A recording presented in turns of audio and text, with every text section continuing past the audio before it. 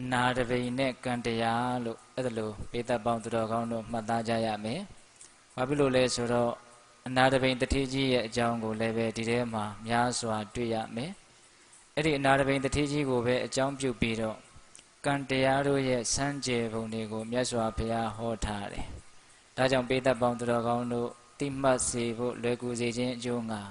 တရားကောင်းစီကိုအနာတပိနဲ့ကံတရားတဲ့ပြောကြည့်ပါဦးဗျာဦးဇင်းကဓမ္မဒါနအလှူရှင်များရဲ့အိမ်ကိုရောက်တော့ဒီကနေ့တော့ဦးဇင်းကတရားကိုအခြေခံလေးပဲဟောမှာလို့နောက်လဲ2ရက်ကြံသေးတယ်လို့ပြောတော့ဒီရွာကလူတွေကတရားနာသက်ရင့်နေပြီတဲ့တရားဆိုရင်ခက်ပြင်းပြင်းကလေးမှကြိုက်တာတဲ့ဒကမာကြီးတွေတရားကဘလောက်ဟောမှပြင်းပါလဲဝိပဿနာတရားတွေအများကြီးဟောပေးရမှာလားဟုတ်လားအဲ့ဒါဦးဇင်းတို့ဒီကနေ့တော့တရားခက်ပြင်းပြင်းမဟုတ်ဘူးเนาะတရားခက်ပြော့ပြော့ကလေးပေးလိုက်ရပါတော့ခက်ပြော့ပြော့ကလေးပါဟုတ်လားအခြေခံကလေးဦးဇင်းတို့ပြောသွားမယ်เนาะနောက်လဲ2ရက်ကြံသေးတာနောက်နေ့တော့ဦးဇင်းခက်ပြင်းပြင်းတရားလေးတွေကိုရွေးချယ်ခဲ့ပါမယ်ဟုတ်လားဒီကနေ့တော့ခက်ပြော့ပြော့နဲ့ပဲကျင့်တတ်ပါလို့ဥစွာဦးဇင်းတို့ပြောကြားလိုပါတယ်ဟုတ်လားတရားကောင်းစီကဗါတဲ့တော့အနာတပိနဲ့ကံတရားတဲ့အမှတ်သားစရာတွေများစွာပါလိမ့်မယ်လို့ဦးဇင်းတို့ယူဆပါတယ်နော်ဒါကြောင့်စတင်ပြီးတော့နာယူကြည်ညိုကြရအောင်တရားမဟောသေးခင်မနာသေးခင်မှာမြတ်စွာဘုရားကိုရှ िख ိုးပူဇော်ကြောကြအောင်စို့ဒီတရားတော်ကိုမဟောကြသေးခင်မနာကြသေးခင်မှာတရားတော်အလုံးကိုဟောကြားတော်မူခဲ့တဲ့ဘုရားရှင်ကိုယ်တော်မြတ်ရဲ့အင်မတန်အေးချမ်းကြည်လင်တော်မူတဲ့မဟာကရုဏာကိုသိစေရတရားလုံးစုံကိုသိတော်မူမြင်တော်မူတဲ့သဗ္ဗညုတဉာဏ်ဒီဟုသောပညာကိုထိုမဟာကရုဏာကိုပညာကိုနှစ်ပါးစုံတို့ဖြင့်ပြည့်စုံတော်မူတဲ့ဘုရားရှင်ကိုယ်တော်မြတ်ကိုယုတိမြတ်တို့ရှ िख ိုးပူဇော်ကြအောင်စို့အလုံးလက်အုပ်ကလေးတွေချီထားကြကရုဏာတိတလဟရယံပညာပိဇောတဝိဟတမောဟတမံသာနရမရလောကကရုဝန္တိဒုက္ကတံဂတိဝိမု क्त ံ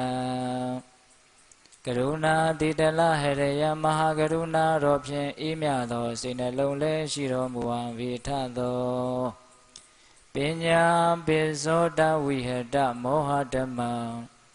အရဟတမေတိဟုသောအယောင်အလင်းဖြင့်ဝိဇ္ဇာတိဟုသောအမိုက်မှောင်ကိုဖယ်ခွာတော်မူပြီးထသောသာနရမရလောကကရု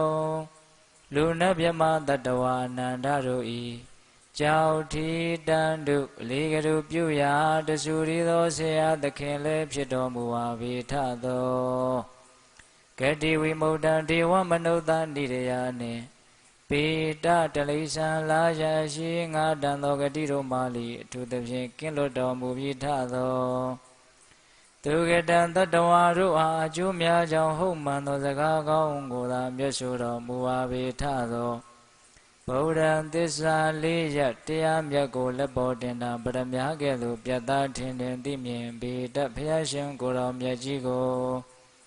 မေယံတရားဟောပုဂ္ဂိုလ်တရားနာပုဂ္ဂိုလ်ခေါ်ဆိုပညတ်ပရမမမူယုံနံတဖြာဖြစ်ကြပါသောဘုရားတပည့်တော်တို့သည်ဝေနေဝနာမှာကာယဝစီမနောချီ၍သုံးလီဒွါရပနာမဖြင့်ဒုက္ခယုကျိုးလက်စုံမောကရှ िख ိုးဥညွတ်ပါ၏မြတ်စွာဘုရား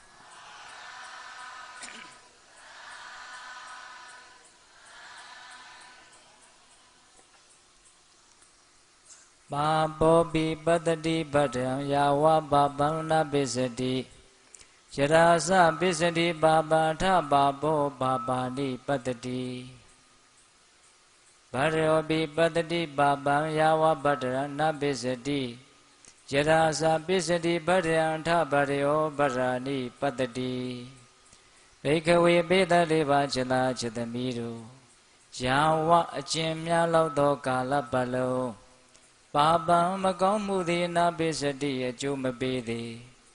ဒါဝါထိုမကောင်းမှုအကျိုးမပေးသည်သမျှကာလပတ်လုံးပါပောပိယုံမာသောပုဂ္ဂိုလ်ပင်ဖြစ်စေကားမူ ဗတ္တရံကောင်းတဲ့အကျိုးပေးတွေကိုပတ္တတိတွေ့မြင်ရသေးတယ်ယရာစခြင်းခါ၌ကပါပံမကောင်းမှုသည်ပစ္စတိအကျိုးပေး၏တရားထိုကဲ့သို့မကောင်းမှုအကျိုးပေးသောကာလ၌ပါပောယုတ်မာသောပုဂ္ဂိုလ်သည်ပါပါဏိမကောင်းတဲ့ကျိုးတွေကိုသာလျင်ပစ္စပတ္တိတွေ့မြင်ရတော့တယ်ဒီဂါထာလေးကိုပိဿပေါင်းသူတော်ကောင်းတို့တည်တည်ချာချာလေးနားဆိုင်ပြီးတော့နာယူစေခြင်းနဲ့ပါဠိလေးတွေကစင်တူလေးတွေဖြစ်နေတော့ဒီလိုလေးရိုးရိုးလေးရွတ်သွားရုံနဲ့အလွယ်တကူနားလည်ဖို့မလွယ်ပါဘူးဆိုလိုတာကဘာလဲဆိုတော့ယုံမာတဲ့ပုဂ္ဂိုလ်ပင်ဖြစ်စေကမူမကောင်းတဲ့အလုပ်တွေအပြောတွေကိုလှုပ်ထားပြောထားတဲ့ပုဂ္ဂိုလ်ပင်ဖြစ်စေကမူအဲ့ဒီမကောင်းမှုကအကျိုးမပေးသေးဘူးဆိုလို့ရှိရင်ကောင်းတာတွေကိုသူတွေ့မြင်ရသေးတယ်တဲ့လူမိုက်တွေလူယုံမာတွေပင်ဖြစ်စေကမူသူတို့လှုပ်ထားတဲ့အလုပ်တွေကအကျိုးမပေးသေးခင်မှာတော့ကောင်းတာတွေကိုတွေ့မြင်ရသေးတယ်တဲ့သဘောပေါက်ရလား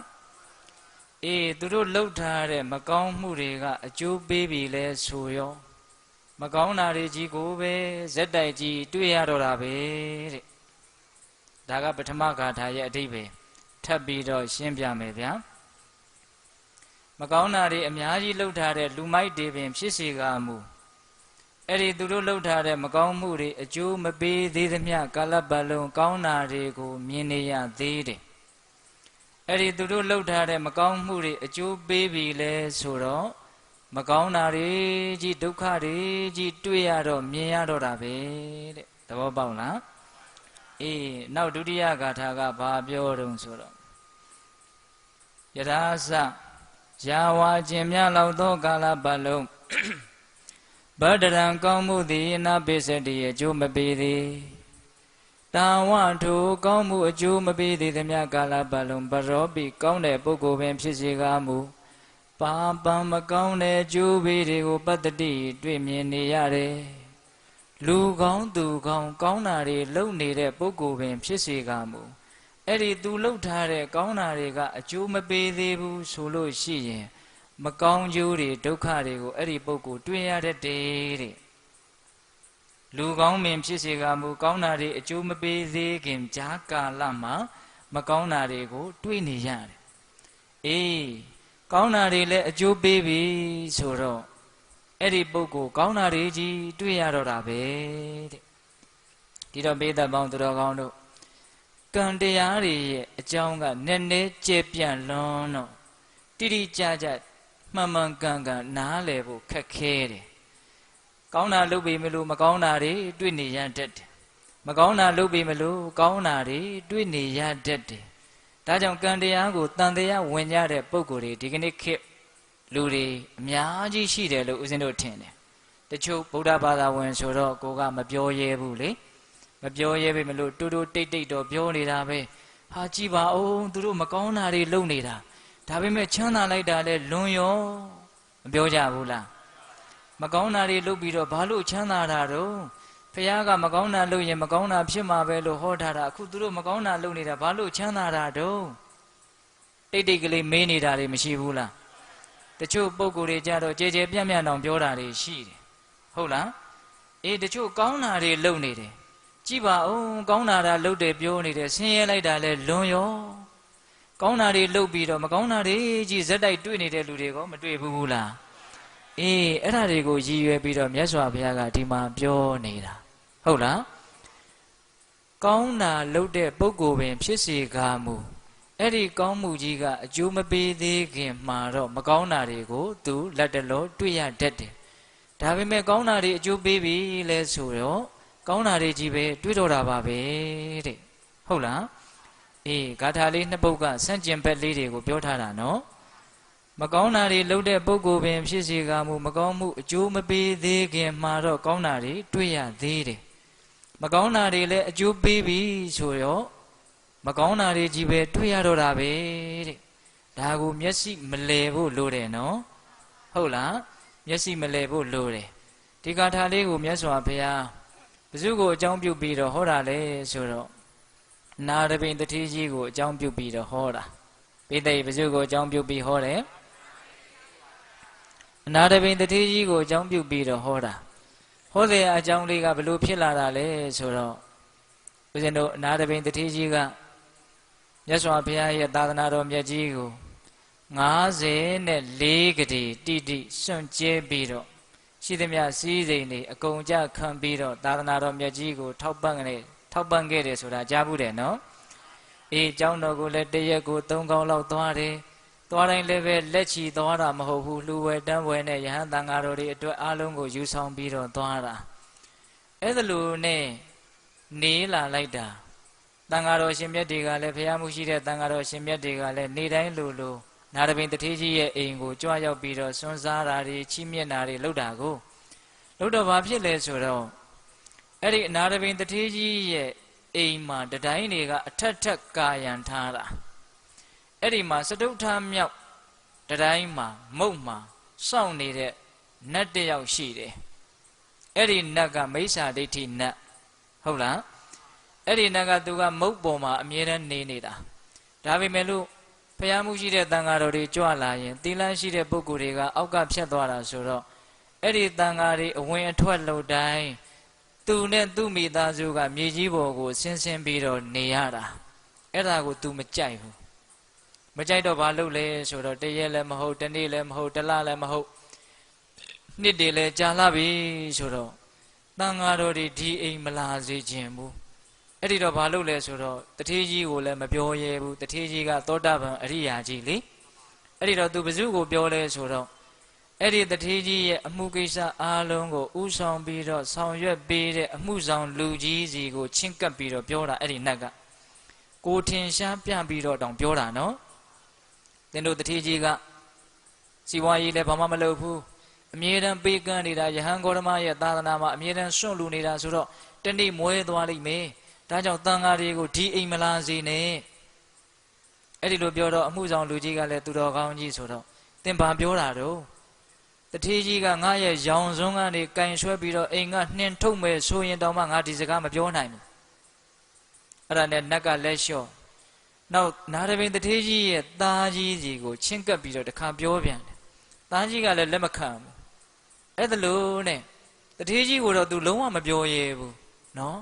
အဲ့ဒါလို့နဲ့နေလာရင်နဲ့နောက်တော့ဘာဖြစ်လဲဆိုတော့တထေးကြီးကဆင်းရဲနွမ်းပါသွားတာဘာလို့ဆင်းရဲနွမ်းပါသွားလဲဆိုတော့တထေးကြီးစီကနေပြီးတော့ငွေကြေးတွေကိုချေးငှားပြီးတော့လောက်ကြတဲ့ကုန်တယ်ပေါက်စလေးတွေရှိတယ်အဲ့ဒီကုန်တယ်ပေါက်စလေးတွေကစုပြီးတော့ငွေချေးတာငွေပေါင်း18ကလေးတန်180ကျော်လောက်နော်အဲ့ဒါတွေကိုတထေးကြီးကစီးပွားရေးမှာသိပ်ပြီးတော့အာယုံမဆိုင်ဖဲနဲ့သာသနာရေးကိစ္စကိုပဲစိတ်ဝင်စားနေတာဆိုတော့အဲ့ဒီကုန်တယ်ငယ်လေးတွေကပြန်မပေးဘူးအဲ့ဒါတထေးကြီးမှာငွေ18ကလေးကျွေးထဲမှာနစ်နေတာဟုတ်လားပြီးတော့ဘိုးဘွားမိဘအဆက်ဆက်ပိုင်ခဲ့တဲ့အရှိရဝတီမြစ်ကမ်းတစ်ဘေးမှာမြုပ်ထားတဲ့ငွေ18ကလေးကြီးဥတွေထဲမှာအလုံးပိတ်ပြီးတော့မြုပ်ထားတာတွေရှိတယ်အဲ့ဒါလည်းအရှိရဝတီမြစ်ကြောကရေကြီးတော့တခါတည်းတိုက်စားပြီးတော့မျောပါသွားတာအဲ့ဒီငွေအိုးကြီးတွေဟာမပွင့်မဲနဲ့အလုံးပိတ်ကြီးတွေလိမ့်ပြီးတော့မြစ်ရဲ့ကျမ်းမြေလျှောက်လိမ့်ပြီးတော့အဲ့ဒါသမုဒ္ဒရာအထိရောက်နေတာအဲ့ဒါ18ကလေးတဲ့အဲ့ဒီမှာတထေးကြီးမှာတော်တော်ကြီးကိုဆင်းရဲနွမ်းပါသွားတော့ဘုရားမှုရှိတဲ့တန်ဃာတော်တွေကိုဟိုတုန်းချမ်းသာတုန်းကလို့ကောင်းကောင်းမွန်မဆက်ကပ်နိုင်ဘူးစကဝဲထမင်းဘုံရီဟင်းတဲ့ဒါလေးပဲလှူနိုင်တာအဲ့ဒါတထေးကြီးကစိတ်မကောင်းဘူးတထေးကြီးကစိတ်မကောင်းတော့တနေ့တော့မြတ်စွာဘုရားထံတော်မောက်အဲ့ဒီတထေးကြီးရောက်သွားတယ်ရောက်သွားပြီးတော့ရှင်ဘုရားတဲ့ဘုရားမှုရှိတဲ့တန်ဃာတော်တွေကိုဘုရားတပည့်တော်မုံမြက်မဆက်ကပ်နိုင်တဲ့အတွက်ကြောင့်စိတ်မကောင်းဘူးဖေဟာအဲ့ဒီလိုလျှောက်တော့မြတ်စွာဘုရားကတကားကြီးစိတ်မကောင်းမဖြစ်ပါနဲ့သင်ရဲ့လှူပွဲဝိတုကညံ့မိမယ်လို့အလှူခံပုဂ္ဂိုလ်ကသီလသမารိပညာနဲ့ပြည့်စုံတဲ့ဖယားလက်ထက်သာသနာတွင်ကာလာကြီးမှာဆိုတော့အလှူခံပုဂ္ဂိုလ်ကတိတ်မြင့်မြတ်တဲ့အတွက်ကြောင့်အင်မတန်အကျိုးကြီးတယ်တဲ့ငါဖယားတခုသောဘဝတုန်းကဝေလာမဆိုတဲ့ပုံနာကြီးဖြစ်ခဲ့တယ်စီးတဲ့ဥစ္စာလည်းသိပ်ပြီးတော့ကြီးကျယ်ပိုင်ဆိုင်ခဲ့ဘူးတဲ့အဲ့ဒါအလှူဒါနရဲ့အကျိုးပေးတွေကိုသိပ်ယုံကြည်တဲ့အတွက်ကြောင့်ငါအများကြီးအလှူဒါနတွေပြုခဲ့တာဘယ်လောက်ထိပြုလဲဆိုလို့ရှိရင် အနီးနားဝန်းကျင်မှာရှိတဲ့လူတွေလဲမလို့ရဘဲနဲ့ထွန်တုံးတွေကိုထောင်ထားရောက်လောက်အောင်ငါအလှူဒါနကြီးကိုပြုခဲ့တာထမရေချောင်းစည်းဆိုတာအဲ့ဒီတုန်းကမှတကယ်တဲ့မြတ်စွာဘုရားကအဲ့ဒါပေးခဲ့တာမြတ်ရွှေလီမန်းနေနဲ့ထည့်ပေးတယ်ငွေလီမန်းနေနဲ့ထည့်ပေးတယ်အဝတ်အစားတွေအစားအသောက်တွေအကုန်လုံးအသုံးအဆောင်ငါမလှူဘူးတာဆိုရင်မရှိတော့အောင်အကြီးကြီးလှူခဲ့တာဒါပေမဲ့လို့တဲ့အလှူရဲ့အစာပေါင်းများစွာနှိမ့်ကြတဲ့ကုသိုလ်ကောင်းမှုကိုပဲငါရခဲ့တာ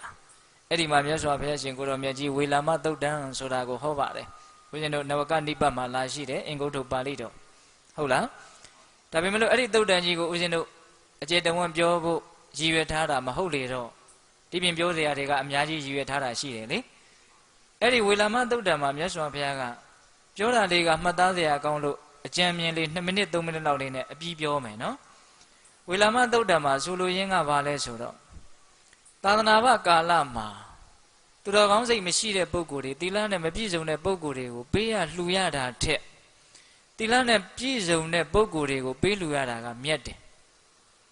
အဲ့ဒါလို့သာသနာ့ဘမှာလှူရတာတဲ့တရဏဂုံ3ပါးတည်တဲ့ပုဂ္ဂိုလ်ကိုလှူရတာကမြတ်တယ်ကုသိုလ်ကောင်းမှုတို့ရဲ့တန်ဖိုးကိုအကဲဖြတ်ပြတာတရဏဂုံနဲ့ပြည့်စုံတဲ့ပုဂ္ဂိုလ်ကိုလှူရတာတဲ့၅ပါးသီလနဲ့ပြည့်စုံတဲ့သာသနာတွင်သားကိုလှူရတာကမြတ်တယ်ဟုတ်လား၅ပါးသီလနဲ့ပြည့်စုံတဲ့ပုဂ္ဂိုလ်ကိုလှူရတာတဲ့၅ပါးသီလနဲ့ပြည့်စုံတဲ့ပုဂ္ဂိုလ်ကိုလှူရတာတဲ့သောတာပန်တည်နေတဲ့ပုဂ္ဂိုလ်ကိုလှူရတာမြတ်တယ်ဒါဒါနတွေကိုစစ်ဆေးနေတာနော်သောတာပန်နဲ့သဂရဂံနဲ့အနာဂံနဲ့ယဟန္တာတဲ့ပိစေကဗုဒ္ဓဒါဥစဉ်ကကြော်ချလိုက်တာအေကသဝကမဟာသဝကတွေကျန်သေးတယ်အဲ့ဒီပိစေကဗုဒ္ဓအရှင်မြတ်ကိုလှူရတာတဲ့သမ္မာသမ္ဗုဒ္ဓဉာဏ်ကိုရတဲ့ဘုရားရှင်ကိုတော်မြတ်ကိုလှူရတာမြတ်တယ်ဘုရားရှင်ကိုတော်မြတ်ကိုလှူရတာတဲ့ဘုရားအမှုရှိတဲ့တန်ဃာတော်တွေကိုလှူရတာကမြတ်တယ်အဲ့ဒီမြတ်လာပါတယ်ဆိုတဲ့အလှူဒါနတွေထက်ဘုရားရဲ့ဂုဏ်တရားရဲ့ဂုဏ်တန်ဃာရဲ့ဂုဏ်ကိုတကယ်သိမြင်နားလည်ပြီးတော့ယုံကြည်ပြီးတော့စိတ်ကပ်ရတဲ့တရဏဂုံမြတ်သုံးပါးကမြတ်တယ်တဲ့ပေတပေါင်းသူတော်ကောင်းတို့အလှူဒါနပေါင်းများစွာဘုရားမှုရှိတဲ့တန်ဃာတော်တွေဆိုမှတော့ကြီးကျယ်လာပြီပေါ့နော်အဲ့ဒီဘုရားမှုရှိတဲ့တန်ဃာတော်တွေကိုကြောင်းဆောင်လူသင်္ကန်းလူအားလုံးလူကျင်တဲ့လောက်လှူအဲ့ဒီလှူတဲ့အလှူတွေထက်သုံးပါးသောတရဏဂုံကမြတ်တယ်တဲ့ပိဿရေဟိုကောက်ရိုးတွေထင်းတွေဟိုရွာကြီးတရွာလောက်အပုံကြီးပုံထားတာနဲ့ဟိုဗဒမြားကလေးလက်တစ်စစ်လောက်ကလေးမများဘူးနော်ဘယ်ဟာကတန်ဖိုးရှိမဘူးလို့တော့ဗဒမြားမှုလို့ပေါ့ဟုတ်လားအဲ့ဒါလိုပဲနော်အလှူဒါနတွေထက်ကြိုက်တဲ့လောက်လှူနော်အဲ့ဒီအလှူတွေထက်ဘုရားကုံတရားကုံတန်ခါကုံကိုတကယ်သိမြင်နားလည်ပြီးတော့ဩဘုရားဆိုတာဘာတရားဆိုတာဘာတန်ခါဆိုတာဘာလို့တကယ်မှန်မှန်ကန်ကန်သိပြီးတော့အသက်ပါအပ်ပြီးတော့စိတ်ကနိုင်တဲ့တရဏဂုံ၃ပါးကဘာလဲမြတ်တယ်တဲ့အဲ့ဒီတရဏဂုံ၃ပါးတဲ့၅ပါးသီလလုံခြုံရတာကမြတ်တယ်ပိဿရေငွေကုန်ကြေးချမများပဲနဲ့လူပြေကျိုးနှက်เสียကုသိုလ်လေးတွေကိုပြောနေတာဟုတ်လားအဲ့ဒီ၅ပါးသောသီလထက်လက်ဖြစ်တဲ့အတွက်ခန့်နွားတို့တညစ်ခန့်မြပွားများရတဲ့စစ်မှန်တဲ့မေတ္တာတရားလေးကမြတ်တယ်တဲ့နော်အဲ့ဒီမေတ္တာတရားတွေထဲလက်ဖြစ်တဲ့အတွက်ခန့်မြပွားများရတဲ့အနိစ္စတင်ညာပိဿရေဘာတင်ညာအနိစ္စတင်ညာအနိစ္စဆိုတာကမမြဲတာတင်ညာဆိုတာကအမှတ်ရတာမမြဲခြင်းတရားကိုအမှတ်ရလိုက်တာစိတ်ထဲကဟုတ်လားအဲ့ဒီအနိစ္စတင်ညာလက်ဖြစ်တတွက်ခန့်ကာလမြကြာတဲ့အနိစ္စတင်ညာအဲ့ဒီအနိစ္စတင်ညာကမြတ်တယ်တဲ့ကုသိုလ်ကောင်းမှုတွေထဲမှာတော့လောကီကုသိုလ်တွေထဲမှာတော့ခေါင်ပေါ့ဗျာဟုတ်လားအေးအဲ့ဒါဥစဉ်တို့ဝေလာမသုတ်တံရဲ့အနှစ်ချုပ်ပဲဒါကြောင့်ပုံနဲ့မြတ်စွာဘုရားရှင်ကိုရောမြတ်ကြီးကတထေးကြီးတဲ့ဒါဂါကြီးတဲ့အလှူဒါနနှိမ့်ကြလို့အလှူဝတ္ထုနှိမ့်ကြလို့စိတ်ဓာတ်မကြပါနဲ့ဆိုတဲ့အဓိပ္ပာယ်ပေါ့နော်အဲ့ဒါလိုဝေလာမသုတ်တံကြီးဟောပြီးတော့နာရပင်တထေးကြီးလည်းဝမ်းမြောက်ဝမ်းသာဖြစ်အိမ်ပြန်အဲ့ဒီမှာတထေးကြီးဆင်းရဲပြီးမွဲပြီးဆိုတော့မှစောတော်တုန်းက စတုထမြောက်တကားမုတ်မှာနေတဲ့မိစ္ဆာဒိဋ္ဌိနတ်နော်စာတုံးကတတိကြီးအစဉ်ပြေတုံးက तू မပြောရဲဘူးအခုဆင်းရဲပြီဆိုတော့ဒီအချိန်မှာငါပြောရင်တော့ငါစကားကိုလက်ခံတန်ကောင်းရဲ့လို့ तू အဲ့လိုတွက်တာ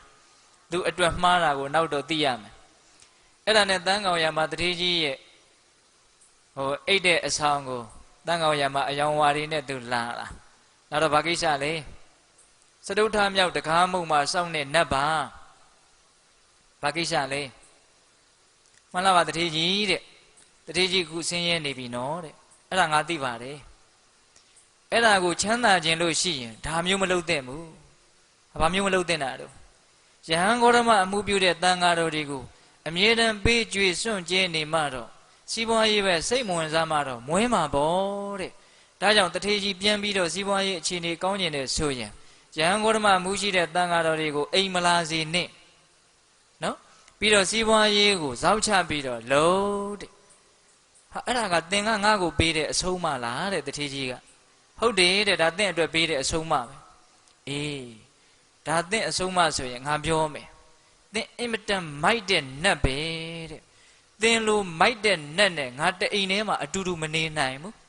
ဒါကြောင့်သင်ငါအိမ်မှာလုံးဝမနေနဲ့တဲ့ပိဋကနတ်ကိုနှင်ထုတ်တာသောတာပန်အရိယာသူတော်ကောင်းကြီးကနှင်ထုတ်တာဆိုတော့အဲ့ဒီနတ်လုံးဝမနေနိုင်ဘူးအဲ့ဒါနဲ့သူ့ရဲ့သားသမီးလက်ဆွဲပြီးတော့ဒုက္ခပဲငါ့ကိုကျေးဇူးတင်လိမ့်မလားငါလည်းပဲနေရာကောင်းလေးများရမလားဆိုပြီးတော့ပြောရနေတာအဲ့ဒါနဲ့သူစိတ်ပြက်ပြီးတော့ကြံရမရစတုမာရဲ့နမင်းကြီးလေးပါးစီကိုသွားပြီးတော့ကြံတောင်းတယ်တထေးကြီးရဲ့အိမ်ကလွဲလို့သူ့မှာနေစရာလည်းမရှိပါဘူးနတ်လောကဆိုတာစမ်းကြယ်တယ်ဗျဒီပြင်တကိုးတွေရှိပေမဲ့လို့သူတို့မစွမ်းတဲ့နေရာမှာလည်းမစွမ်းမှုပဲပေါ့နော်အဲ့ဒါနဲ့စတုမာရဲ့နမင်းကြီးလေးပါးစီသွားပြီးတော့အကူကြီးတောင်းတယ်နမင်းကြီးလေးပါးကလည်းသင်သိမ့်မိုက်တာပဲသောတာပန်အရိယာကြီးကိုဒီလိုသွားပြောတာကိုငါတို့အကြံမပေးတတ်ဘူးအဲ့ဒါနဲ့တရားမင်းကြီးရောက်တရားမင်းကငါသင်ကိုအကြံပေးမယ်တဲ့သင်ဒဏ်ထမ်းရမယ်တဲ့မလုပ်ရမယ်ဒဏ်ထမ်းရမယ်တဲ့အဲ့ဒါဘာလဲဆိုတော့တထေးကြီးရဲ့အထံကနေပြီးတော့ကုံတယ်ငယ်လေးတွေချီးသွားတဲ့18ကလေးသောငွေတွေကိုသင်ဟာဗန္နာဇိုးဟန်ပုံဖန်ဆင်းပြီးတော့လိုက်လံပြီးတော့တောင်းသင်ရဲ့နတ်အာနုဘော်နဲ့တောင်းရအောင်တောင်းပြီးရင်အဲ့ဒါကိုတထေးကြီးရဲ့အခွင့်ကြီးရှိတဲ့ဗန္နာတိုက်တွေထဲမှာသွားပြီးတော့ထည့်ပြီးတော့သမုဒ္ဒရာကိုမျောပါသွားတဲ့အရှိရဝတီမြေကျောင်းလျှောက်မျောပါသွားတဲ့18ကလေးသောငွေအိုးတွေရွှေအိုးတွေကိုသင်ရဲ့တကူအာနုဘော်နဲ့ဆဲပြီးတော့တထေးကြီးရဲ့ဗန္နာတိုက်ထဲကိုထည့်ပြီးတော့အရှင်မရှိတဲ့ပိုင်ရှင်မရှိတဲ့18ကလေးသောပစ္စည်းတွေဘယ်နာမှာရှိတယ်အဲ့ဒါကိုလည်းသင်ရဲ့အာနုဘော်နဲ့တထေးကြီးရဲ့ဗန္နာတိုက်ထဲကိုရောက်အောင်လို့50နဲ့4ကတိနော်အဲ့ဒါကိုသင်ရဲ့အာနုဘော်နဲ့တထေးကြီးရဲ့ဗန္နာတိုက်ထဲကိုရောက်အောင်လုပ်ပြီးတော့တထေးကြီးကိုဝန်ချတောင်းပန်လေတချို့ဦးဇင်းတို့ဗုဒ္ဓဘာသာကိုတချို့မယုံကြည်တဲ့ပုဂ္ဂိုလ်တွေယုံကြည်မှုအားနည်းတဲ့ပုဂ္ဂိုလ်တွေဆိုလို့ရှိရင်ဟာဒီပစ္စည်းတွေကိုတောင်းတကိုးနဲ့သယ်နိုင်သေးတာပဲကိုနေရာလေးကိုရအောင်မရှာနိုင်ဘူးလားလို့ဒီနတ်ကဘာနတ်လဲလို့စောရကတက်မယ်ဆိုတက်ဆရာရှိတယ်နော်အေးနတ်ပြည်လောကရဲ့စမ်းကြယ်ပုံတွေဒကာသမားတို့ဦးဇင်းတို့ရဲ့ဉာဏ်နဲ့ဘယ်သိနိုင်မှာလဲဗျဟုတ်လားမသိနိုင်ဘူးနော်ဒကာကြီးဒီမကြီးများအေးဟိုနေရာမှာစွမ်းမိမယ်လို့ဒီနေရာမှာမစွမ်းတာတွေကရှိသေးတာကိုဟုတ်လားအေးအဲ့ဒါနဲ့သင်အဲ့ဒါလို့ဒဏ်ထမ်းပြီးတော့တထေးကြီးကိုတောင်းပန်ပဲဆိုရင်ကြည်နတ်တန်ခေါင်းရဲ့လို့ဘယ်သူကအကြံပေးတာလဲအေးတရားမင်းကြီးကအကြံပေးတာအဲ့ဒါနဲ့အဲ့ဒီနတ်ကဟုတ်ပြီဆိုပြီးတော့တရားအကြံပေးတဲ့အတိုင်း54ကလေးသောပစ္စည်းတွေကိုတထေးကြီးရဲ့ဗန္ဒာတိုက်ထဲကိုအပြည့်ထည့်ပြီးတော့တထေးကြီးစီကိုဝင်ပြီးတော့ရှစ်ခိုးပြီးတော့ကြော့ပြီးတော့တောင်းမှနတ်ကနဲ့လူကိုကြော့တာနော်ဒါမဲ့လူကတော့ဘာလူလဲအရိယာသောတာပန်လူပေါ့ဟုတ်လားအေးအဲ့ဒါလိုကြော့ပြီးတော့ပြင်းမှားမိသမျှလွန်ကျူးမိသမျှကျင့်တတ်ပါဒါမျိုးတော့မပြောတော့ပါဘူးဒါကြောင့်ဒီအိမ်မှာလည်းပဲပြန်ပြီးတော့နေခွင့်ပေးပါဒဏ်ထမ်းခြင်းအမှုကိုလည်းပဲ54ကလေးရှိအောင်ကျွန်တော်မျိုးကြီးဆောင်ရွက်လို့ပြီးပါပြီအဲ့ဒါလိုတောင်းပန်တော့တတိကြီးကစဉ်းစားတယ်ဂိုင်းဒီနတ်မိုက်သည့်အားလျော်စွာမလိမ္မာသည့်အားလျော်စွာမှားတဲ့အပြောတွေတော့ပြောခဲ့တာပြီးစီတော့အခုသူ့ရဲ့ဒဏ်ထမ်းတဲ့အမှုကလည်းကျင့်တတ်เสียကောင်းတယ် ငါကိုလည်းတောင်းပန်တယ်ဆိုတော့ gain ဟုတ်ပြီ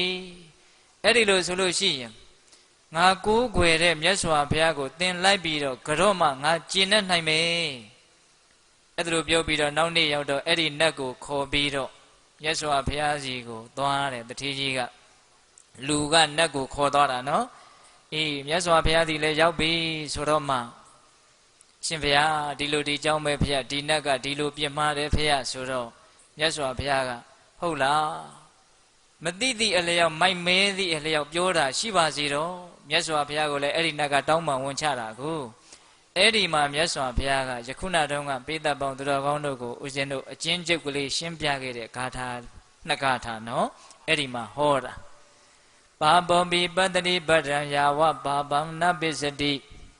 ယရာသပိစတိပါပါထပါပောပါပါဏိပတ္တိမကောင်းတဲ့ယုံမာတဲ့ပုဂ္ဂိုလ်ပင်ဖြစ်စေကမူမကောင်းတာတွေလှုပ်ထားတဲ့ပုဂ္ဂိုလ်ပင်ဖြစ်စေကမူသူလှုပ်ထားတဲ့မကောင်းမှုတွေကအကျိုးမပေးသေးဘူးဆိုလို့ရှိရင်ကောင်းတာတွေကိုတွေ့မြင်နေရသေးတယ်တဲ့သူလှုပ်ထားတဲ့မကောင်းမှုတွေအကျိုးပေးပြီလဲဆိုတော့အဲ့ဒီပုဂ္ဂိုလ်မကောင်းတာတွေကြီးပဲတွေ့ရတော့တယ်တဲ့ဟုတ်ရလားအေးဗရယောပိပတ္တိပါမယဝပရဏပိစတိယရာဇပိစတိဗရဏထဗရယောဗရယာနိပတ္တိကောင်းတာတွေလုံနေတဲ့ကောင်းတဲ့သူတော်ကောင်းပင်ဖြစ်စေကမူသူလှုပ်ထားတဲ့ကောင်းတာတွေကအကျိုးမပေးသေးဘူးဆိုရင်ဆင်းရဲတာတွေမကောင်းတာတွေကိုတွေ့မြင်ရနိုင်သေးတယ်သူလှုပ်ထားတဲ့သူပြောထားတဲ့သူကြံထားတဲ့ကောင်းတာတွေလည်းအကျိုးပေးပြီဆိုတော့မှကောင်းတာတွေကြီးအဲ့ဒီပုဂ္ဂိုလ်တွေ့ရတယ်ကံတရားတို့ရဲ့အလှည့်အပြောင်းကလေးတွေဟုတ်လားကံဆိုတာမျိုးစေ့နဲ့တူတယ်နော်ဟုတ်အခုမျိုးစေ့လေးတွေရှိတယ်လေရက်ပိုင်းအတွင်းပေါက်တာရှိတယ်ဟိုလပိုင်းလောက်စောင့်မှပေါက်တာရှိတယ်ဟိုတုန်းကဥစဉ်ကြားဖို့လိုက်တယ်တရုတ်ပြည်မှာဟိုဘရုံမှာကြာစီတစ်စိနှစ်ပေါင်း3000ရှိပြီမပေါက်သေးဘူးတဲ့အဲ့ဒီအထက်ထဲမှာလည်းပေါက်နိုင်တဲ့တတ္တိရှိသေးတယ်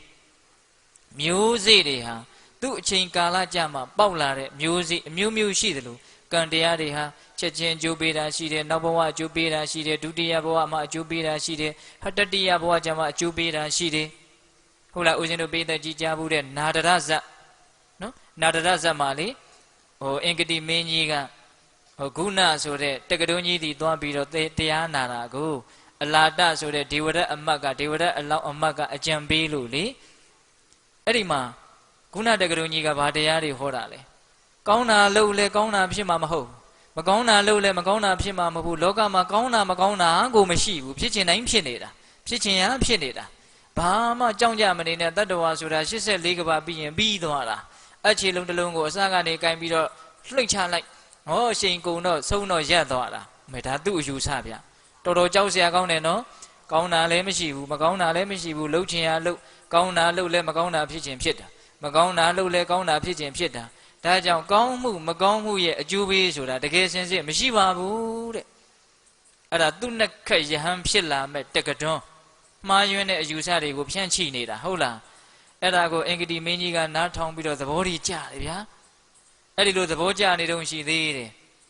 ဘာဖြစ်တုန်းဆိုတော့အလာတအမတ်ကထပြီးတော့ပြောတယ်ဒေဝရအလောင်းမတ်ကမင်းကြီးတဲ့သိမ့်မှန်တာပဲတဲ့ဒီတက္ကတွန်းကြီးပြောတာဘာဘူးလို့တုန်းဆိုတော့ကျွန်ုပ်လည်းပဲအရင်ဘဝတုန်းကနွားတက်ခဲ့တာတဲ့တကယ်နွားတက်ခဲ့တာဒေဝရအလောင်းအလာတအမတ်အလောင်းကအဲ့ဒါတစ်သက်လုံးနွားတက်ပြီးတော့ဟောဒီဘဝကျတော့တထေမင်းကြီးအမှတ်မင်းကြီးလာဖြစ်တာဗျာတဲ့မကောင်းတဲ့အကျိုးပေးရှိတယ်ဆိုလို့ရှိရင်ဟာကျွန်ုပ်ငရဲရောက်မှာပေါ့တဲ့အခုနွားတက်ပြီးတော့ကျွန်ုပ်အမတ်ဖြစ်နေတယ်တဲ့ပိဋိဘာတက်ပြီးဘာဖြစ်နေတယ်နွားတက်ပြီးအမတ်ဖြစ်နေတာတဲ့ဗျာအဲ့ဒါလည်းတကယ်ပဲဗျာဒါပေမဲ့အမတ်ဖြစ်တာကနွားတက်လို့တော့မဟုတ်သူကဒုတိယဘဝပဲသူကမြင်တာသူကတတိတရဉာဏ်ရတယ်အဲ့ဒီဒေဝရအလောင်းကဒါပေမဲ့တတိယဘဝတုန်းကသူကောင်းတာတွေအများကြီးလုပ်ခဲ့တယ်အဲ့ဒါကို तू မမြင်ဘူးအဲ့ဒီနွားတက်တဲ့ဘဝကိုပဲ तू ကမြင်တာနွားတက်ပြီးတော့အမတ်ဖြစ်တယ်လို့လွယ်လွယ်မှားမှားယူဆတာနော်အမတ်ဖြစ်အောင်လူဘဝကိုအကျိုးပေးအောင်ပြုလိုက်တဲ့ကံကိုအဲ့ဒီကံပြုခဲ့တဲ့ဘဝကို तू မမြင်ဘူးဟုတ်လားအမြင်ကလေးတစိမ့်တဒေသနဲ့ဆုံးဖြတ်လိုက်တာမှားပါလေရောဟင်တခါကြီးဒီမိုင်းများဂျားပြဥပမာတွေကခေါင်းထဲပေါ်လာပြန်ပြီဗျာဟိုမျက်မမြင်ပုံနာ6ယောက်ဆိုပြီးငငယ်တုန်းကဦးဇင်းတို့သင်ခဲ့ရဘူးတယ်လေဘုရားပေးတဲ့ဥပမာပါပဲဟုတ်လား ဆင်ကြီးကိုဘာလဲဆိုပြီးတော့ဘုရင်ကြီးကမေးတော့စမ်းကြည့်တာလေဆင်ရဲ့ခြေထောက်ကြီးစမ်းပြီးတော့အော်ဆင်ဆိုတာတိုင်တလုံးလိုပါပဲလို့ဆုံးဖြတ်ချက်ချတယ်ပေးတဲ့တွတ်တွတ်ခါအောင်မှားတယ်ဆင်ဆိုတာဘာတဲ့တော့ဆင်ဆိုတာတိုင်တလုံးမေးတယ်ဟုတ်လားနေရွယ်ကြီးစမ်းပြီးတဲ့လူကအော်ဆင်ဆိုတာဘာများလဲအောက်မိတယ်ဆင်ဆိုတာသကောကြီးလိုပါပဲလို့ပြောတယ်နော်ပေးတဲ့လောကကြီးကိုကြည့်ပြီးတော့ဆုံးဖြတ်တဲ့နေရာမှာမပြည့်မစုံမမှန်မကန်တစိမ့်တဒေတာလေးမြင်ုံမြတ်နဲ့ဆုံးဖြတ်လို့ဖြစ်မလားအေးဒါကြောင့်တချို့ရှိတယ်နော်ဟာအဲ့ဒီလူမကောင်းတာတွေလုပ်နေတာဒါပေမဲ့ကောင်းတာတွေဖြစ်နေတာချမ်းသာတာလည်းလွန်ရော့ကောင်းတဲ့ကံဆိုတာအကျိုးပေးတာဟုတ်ဟန်မတူပါဘူးမကောင်းတဲ့ကံအကျိုးပေးတာဆိုတာလည်းဟုတ်ဟန်မတူပါဘူးလှုပ်ချင်ရလှုပ်လို့ရတယ်နဲ့တူပါရဲ့လို့တချို့ဒီလိုထင်တာရှိတယ်နော်အခုဒေဝဒတ်ဖြစ်မဲ့အလာတအမတ်ကဘယ်လိုပြောနေတာလဲနွားတက်လို့အမတ်ဖြစ်တယ်လို့ပြောနေတာမှန်လဲမှန်တယ်ဒါပေမဲ့အမတ်ဖြစ်တာကတော့နွားတက်လို့မဟုတ်အရင်ဘဝတုန်းကကောင်းတာလုပ်ခဲ့တာကို तू မမြင်ဘူးဟုတ်လားအဲ့ဒါလို့လဲအလာတအမတ်ကပြောလိုက်ရောဦးဇင်းတို့ရှင်မာမောက်ကလံဖြစ်လာမဲ့ဘီဇကကျွန်းဆိုတာကအဲ့ဒီပိဋကတ်ထဲမှာရှိတယ်ခုနတက္ကရုံကြီးကပိဋကတ်ပုံများစွာကိုတရားဟောနေတာအဲ့ဒါအင်္ဂတိမင်းကြီးကတရားနာနေတာပိဋကတ်ဘိုးဘအစုံအဲ့ဒါအမတ်ကြီးကအင်္ဂတိမင်းခုနတက္ကရုံကြီးရဲ့တရားကိုလည်းထောက်ခံလိုက်ရောအဲ့ဒီဘီဇကကျွန်းငိုတော့တာပဲဗျာအဲ့ဒီဘီဇကကျွန်းကရှင်မဟာမောက္ကလံဖြစ်လာမှာဘာလို့ငိုတာလဲဆိုတော့မင်းကြီးတဲ့မင်းကြီးကမေးတာကိုဟာမင်းဘာလို့ငိုတာတော့ပိဋကတ်တွေကြားတယ်မင်းကြီးတဲ့ကျွန်တော်မျိုးကြီးလည်းနောက်ဘဝကိုမြင်နေတဲ့အရင်ဘဝတုန်းကကျွန်တော်မျိုးကြီးကဘာဝဆိုတဲ့တထေးကြီးဖြစ်ခဲ့တာလှူလိုက်တာမှရက်ဆက်ပဲတဲ့လူတွေပေါ်တနာလွန်းလို့ကျင်နာလွန်းလို့စွန့်လွတ်ခဲ့တာဒီမှာအများကြီးပဲတဲ့ဒါပေမဲ့ဒီဘဝမှာကျွန်ဖြစ်တယ်တဲ့ကောင်းမှုရဲ့အကျိုးကရှိဟန်မတူပါဘူးတဲ့အမေသူကပြောသေးတယ်ဗျာကျွန်တော်မျိုးကြီးကဘာနဲ့တူတုံးဆိုတော့ဟိုဖဲကစားတဲ့နေရာမှာလိမ္မာကျွမ်းကျင်ခြင်းမရှိတဲ့ဖဲသမားလို့မှားတဲ့ဖဲကိုပဲယူမိတာနဲ့တူပါတယ်တဲ့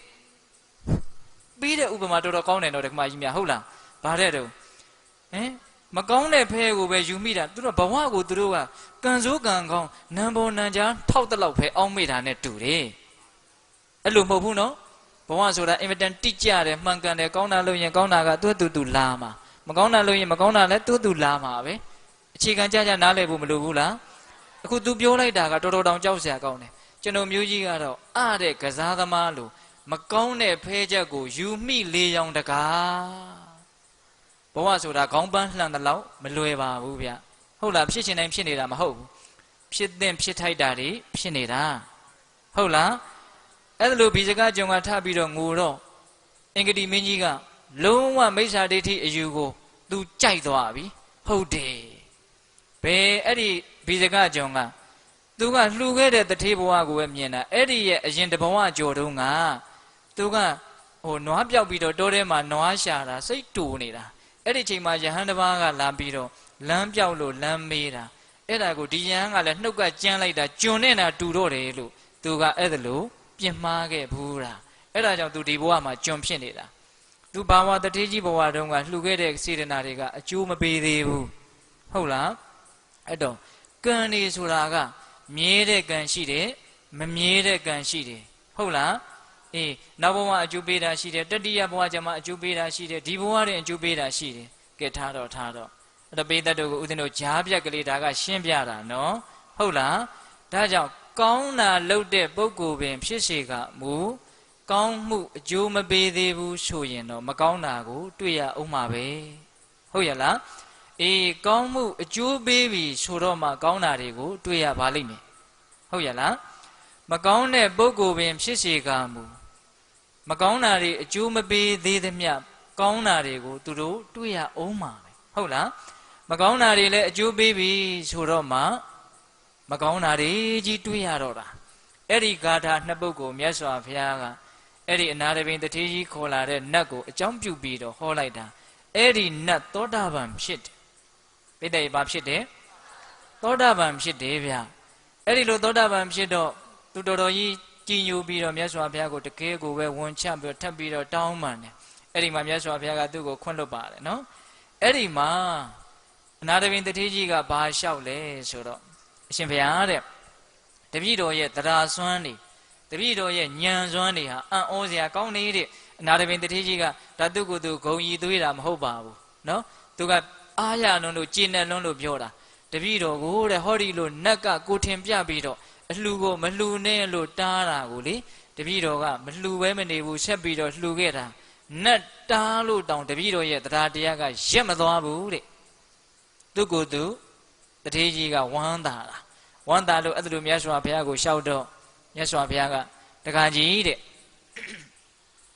သင်ကသောတာပန်အရိယာကြီးတဲ့ဘုရားရဲ့သာသနာတော်ကိုမတုံမလုတ်သက်ဝင်ယုံကြည်တဲ့ယရဏမြတ်သုံးပါးနဲ့ပတ်သက်လာရင်အသက်တာစွန့်မယ်မဟုတ်တာမလုပ်ဘူးဆိုတဲ့တတ္တိသင်မှာအပြည့်ရှိနေတဲ့တကယ်အရိယာပုဂ္ဂိုလ်တဲ့အရိယာပုဂ္ဂိုလ်တဦးတယောက်တာမန်နတ်ကတားလို့တရားတရားတွေရက်တန့်မသွားဘူးဆိုတာအံ့ဩစရာမရှိပါဘူးတဲ့နော်တကယ်အံ့ဩစရာကောင်းတာကဘာလဲဆိုတော့ငါဖရာရဲ့အလောင်းတော်နုစဉ်ကာလတုန်းကဟောဒီနတ်တဲ့တကိုးကြီးတဲ့ဝတ္တဝတီနတ်ပြည်အစိုးရတဲ့မန္နမင်းကိုယ်တိုင်ကဆင်းပြီးတော့တားတာတောင်ငါရဲ့တရားတရားတွေရက်တန့်မသွားဘူးတဲ့အဲ့ဒီမှာဦးဇင်းတို့ခရိရင်္ဂါရဇတ်ဆိုပြီးတော့ဇတ်တော်တစ်ခုဟောတယ်နောက်ကပိသက်ကိုလည်းမမြင်ရဘူးမျက်နှာလည်းမမြင်ရဘူးစိတ်ဝင်စားလားမသိဘူးရှေ့ကနေတွန်းပြောနေတာပဲ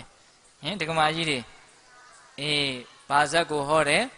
ခရိရင်္ဂါရဇတ်တဲ့နော်အဲ့ဒီဇတ်တော်လေးကိုအချင်းချုပ်ဆက်ပြောကြမယ်နော်အေးတခုသောဘဝတုန်းကဦးဇင်းတို့ဘုရားလောင်းကြီးကအင်မတန်ချမ်းသာကြွယ်ဝတဲ့တထေးအမျိုးမှာဖြစ်တယ်ချမ်းသာတယ်ဆိုတော့ချမ်းချမ်းသာသာကြီးခဲ့တာပေါ့တထေးကြီးဆက်ဖြစ်တယ်အဲ့ဒီတော့ဘာလုပ်လဲဆိုတော့မြို့တကားပေါက်၄ပေါက်မှာမန္တကြီး၄လုံးထိုးဟုတ်လားပြီးတော့မြို့လေကောင်မှာမန္တကြီးတစ်လုံးထိုးဟုတ်လားပြီးတော့သူ့ရဲ့အိမ်ရှိမှာမန္တကြီးတစ်လုံးထိုးပြီးတော့မန္တကြီး6လုံးနဲ့နေတိုင်းအလှဝဲကြီးကျင်းပါတယ်တဲ့ဘုရားလောင်းတထေးမင်းကဟုတ်လားအဲ့ဒါလိုအလှဝဲကြီးကျင်းပပြီးတော့ဒါနာကောင်းမှုမှာပျော်မွေ့ပြီးတော့နေလာရင်းနဲ့တနေ့တော့ကန္နမူလှိုင်းနန္ဒမူလှိုင်းကူမှာသတင်းသုံးတဲ့ကန္ဓမာရဏတောင်နန္ဒမူလှိုင်းကူမှာသတင်းသုံးတဲ့ပိစေကဗုဒ္ဓအရှင်မြတ်တပါးဏိဒေါရသမပတ်ကထတယ်ဏိဒေါရသမပတ်ဆိုတာက9ရက်တိတိနိဗ္ဗာန်ချမ်းသာကိုခံစားတယ်လို့ပဲပြောကြပါစို့နော်ဝေဒနာတင်ညာတွေချုပ်ပြီးတော့နော်တကယ်ကိုပဲချမ်းချမ်းသာသာဟိုအနာဂံလည်းဖြစ်ရမယ်ယဟန္တာလည်းဖြစ်ရမယ်သရုဋ္ဌဇံလည်းရရမယ်ဓမ္မဏိဒေါရသမပတ်ဆိုတာခံစားနိုင်တာကိုနော်9ရက်ထိခံစားလို့ရတယ်အဲ့ဒီဏိဒေါရသမပတ်ကလည်းထရောငါဘုစုကိုချီးမြှောက်ရမလဲလို့လောကကိုအဘိညာဉ်နဲ့ကြည်တယ်တဲ့အဲ့ဒီပြည့်စေကဗုဒ္ဓအရှင်မြတ်ကြီးကအဲ့ဒါလိုအဘိညာဉ်နဲ့ကြည်တော့ဘုရားလောင်းတထေးမင်းကိုမြင်တယ်သိပြီးတော့တရားတရားအကောင်းတဲ့ပုဂ္ဂိုလ်ပဲငါချီးမြှောက်မယ်ဆိုပြီးကောင်းကင်ခရီးကဇံရင်စီးပြီးတော့ဘုရားလောင်းရဲ့အိမ်ရှိကိုတပိတ်ကလေးပိုက်ပြီးတော့လာရက်တယ်အဲ့ဒါကိုဘုရားလောင်းကမြင်တော့အိုးပျော်လိုက်တာပီတိတွေနဲ့နော်ဝမ်းသာလိုက်တာအဲ့ဒါနဲ့သူ့ရဲ့လက်အောက်ငယ်သားတယောက်သူ့ရဲ့လူယုံတယောက်ကိုအမောင်ပြည့်စေကဗုဒ္ဓအရှင်မြတ်ကြီးတွေကသပိတ်တော်ကိုတွန်းပြီးတော့ယူကြည့်ပါမုံမြတ်တဲ့စွမ်းဟင်ခဲပွဲတွေတို့လောင်းလှူကြမယ်ဆိုပြီးတော့လူယုံတော်ကိုလှတ်တယ်အဲ့ဒီအချိန်မှာမန္နကဘာလုပ်လဲဆိုတော့မိကြီးတွင်ကြီးဖန်ဆင်းတယ်ပြည့်စေကဗုဒ္ဓအရှင်မြတ်နဲ့အိမ်ရဲ့ကြားထဲမှာမိကြီးတွင်ကြီးဖန်ဆင်းလိုက်တဲ့ရုပ်တရက်ဘာရည်ရွယ်ချက်လဲဆိုတော့တထေးမင်းရဲ့အလှူဒါနမပြုတ်ဖြစ်အောင်တားမယ်ဒါကသူ့ရဲ့ပထမရည်ရွယ်ချက်ဒုတိယရည်ရွယ်ချက်ကဟောဒီတထေးရဲ့လှူဒန်းမှုကိုမရရင်ဒီပြည့်စေကဗုဒ္ဓအရှင်မြတ်ဆွမ်းမစားရတာ9ရက်ရှိပြီဒီနေ့မစားရရင်မုတ်ချပရိနိဗ္ဗာန်ဆံရလိမ့်အဲ့ဒီတော့ဒီအရှင်မြတ်လည်းပရိနိဗ္ဗာန်ဆံစေသူတော်ကောင်းအစစ်အမှန်တွေလောကကြီးမှာရှိနေတာကိုမနတ်ကမမြင်ခြင်းဘူးဟုတ်ရလားဒါကြောင့်သူကတစ်ချက်ခုတ်နှစ်ချက်ဖြတ်ဘုရားလောင်းရဲ့ဒါနကောင်းမှုလည်းအန္တရာယ်ဖြစ်စေပြည့်စေကဗုဒ္ဓအရှင်မြတ်ရဲ့အသက်အန္တရာယ်လည်းဖြစ်စေဆိုပြီးတော့အဲ့ဒီရည်ရွယ်ချက်ဆိုးကြီးနဲ့မလုပ်တယ်မိကြီးတွင်ကြီးဖန်ဆင်းတဲ့ရှားမိကြီးခဲတွေရဲနေတာပဲအဝီကြီးငရဲလိုပဲလို့စာထဲမှာတော့အဲ့လိုပါတယ်နော်အဲ့ဒါနဲ့အဲ့ဒီအလုတ်ကျွေးငယ်ကပြည့်စေကဗုဒ္ဓအရှင်မြတ်စီကိုတပိတ်သွားယူမယ်ဆိုလဲသွားလိုက်ရောဘယ်တော့မှမတွေ့ဘူးမမြင်ဘူးတဲ့မိကြီးတွင်ကြီးကရှေ့မှာဘွားကနေဆိုဟာတခါတည်းကြောက်သွားတာရှေ့ဆက်မသွားရဲဘူးဘယ်လိုလုံးမှသွားလို့မရဘူးအဲ့ဒါနဲ့တထေးမင်းကြီးကိုပြန်လာတယ်ဘယ်မှာလဲတပိတ်ကဆိုတော့ရှင်တထေးမင်းမိကြီးတွင်ကြီးရှိနေတယ်ဟာအဲ့ဒီမှာဘုရားလောင်းကစဉ်းစားတယ်တဲ့ဘ ဘယ်တော့မှမိကြီးတွေမရှိဘူးဧကန်တတန်တော့ဒါမန်နက်ကငါရဲ့အလှအန်တရေကိုအနှောင့်အယှက်ပြုတာနဲ့တူတယ်ဆိုပြီးတော့ဘုရားလောင်းကတခါတည်းစဉ်းစားတယ်ငါလိုပုဂ္ဂိုလ်ရဲ့တရားတရားကိုမာနအရာအထောင်လာပြီးတော့ဟန့်တားတော်လည်းပဲပျက်စီးလိမ့်မည်မဟုတ်တဲ့ဘုရားလောင်းကဟုတ်လားအဲ့ဒါနဲ့ဘာလုပ်လဲဆိုတော့အလုတ်ကျွေးငယ်ကိုကိုင်ရှိသေးဆိုပြီးတော့အိမ်ထဲကိုဝင်မိဖို့တဲ့ဝင်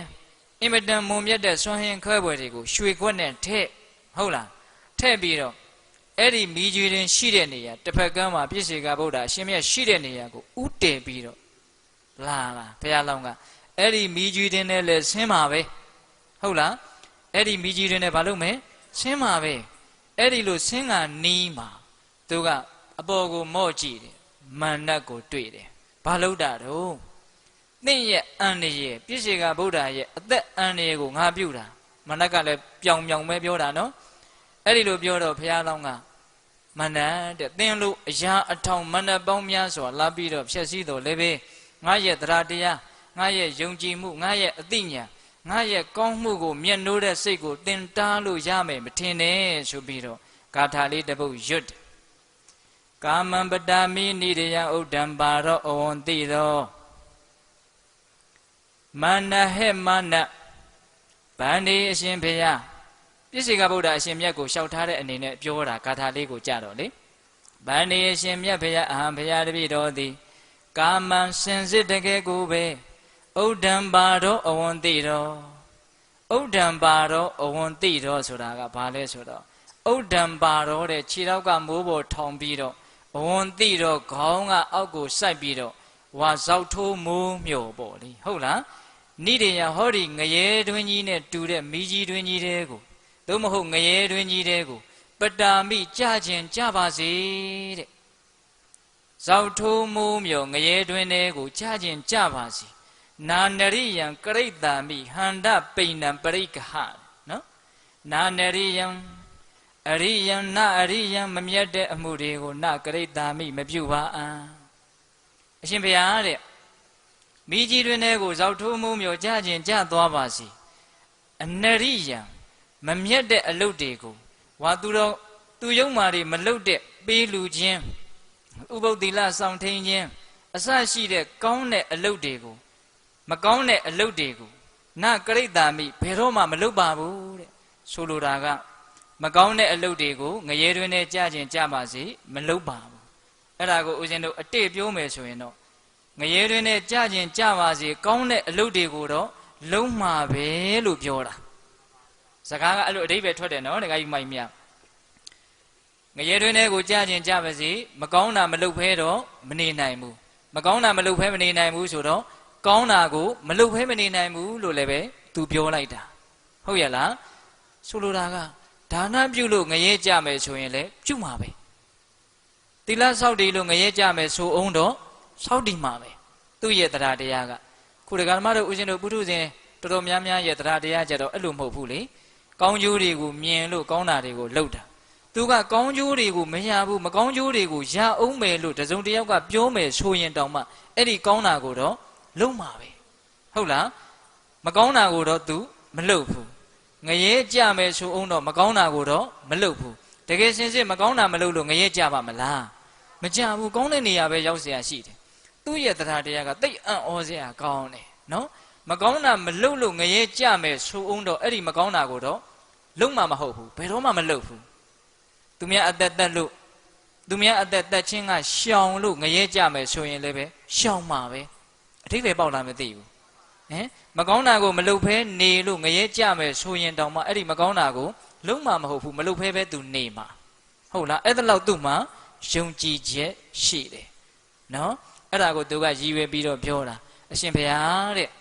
ဇောက်ထိုးမိုးမြော်ငရဲတွင်ကြီးတဲ့ကြခြင်းကြပါစီမကောင်းတာကိုတော့ဘုရားတပည့်တော်ကြီးမလုံနိုင်ဘူးတဲ့ကောင်းတာကိုတော့လုံမှာပဲတဲ့ဒါကြောင့်တပည့်တော်ရဲ့စွမ်းကိုချမ်းချမ်းသာသာလွတ်လွတ်လပ်လပ်ခံယူတော်မူပါဆိုပြီးတော့အဲ့ဒီငရဲတွင်တဲ့ကိုဆင်းချလိုက်တယ်အဲ့ဒီမိကြီးတွင်တဲ့ကိုဆင်းချလိုက်တယ်မိကြီးတွင်နဲ့ဆင်းချလိုက်တာနော်ဆင်းရဲတယ်နော်လှူလို့မိကြီးတွင်နဲ့ကြမယ်ဆိုကြခြင်းကြမယ်စီလှူမှာပဲအဲ့ဒီသဘောကြီးသူ့ဟာကအဲ့ဒါလောက်တတိ ဗျက်တိနဲ့ပြည့်စုံတာဟုတ်လားအေးအဲ့ဒီစိတ်ဓာတ်ဟာအံ့ဩစရာမကောင်းဘူးလားလှူလို့မိကြီးတွင်တွေကိုကြခြင်းကြပါစေအဲ့ဒီဆင်းရဲတဲ့စိတ်ဓာတ်ဟာတာမန်စိတ်ဓာတ်ဟုတ်လားဖြစ်ရိုးဖြစ်စဉ်စိတ်ဓာတ်ဟုတ်လားအေးတာမန်စိတ်ဓာတ်ဖြစ်ရိုးဖြစ်စဉ်စိတ်ဓာတ်မဟုတ်တဲ့အတွက်ကြောင့်တာမန်ဖြစ်ရမဟုတ်တာတွေဖြစ်ရိုးဖြစ်စဉ်ကိစ္စမဟုတ်တာတွေဟာဖြစ်ပေါ်လာတယ်အဲ့ဒါဘာလဲဆိုတော့အဲ့ဒီမိကြီးတွေကနေပြီးတော့အထက်ပေါင်းများစွာရှိတဲ့ဗြဟ္မာကြာပွင့်ဟာထွက်လာတယ်တဲ့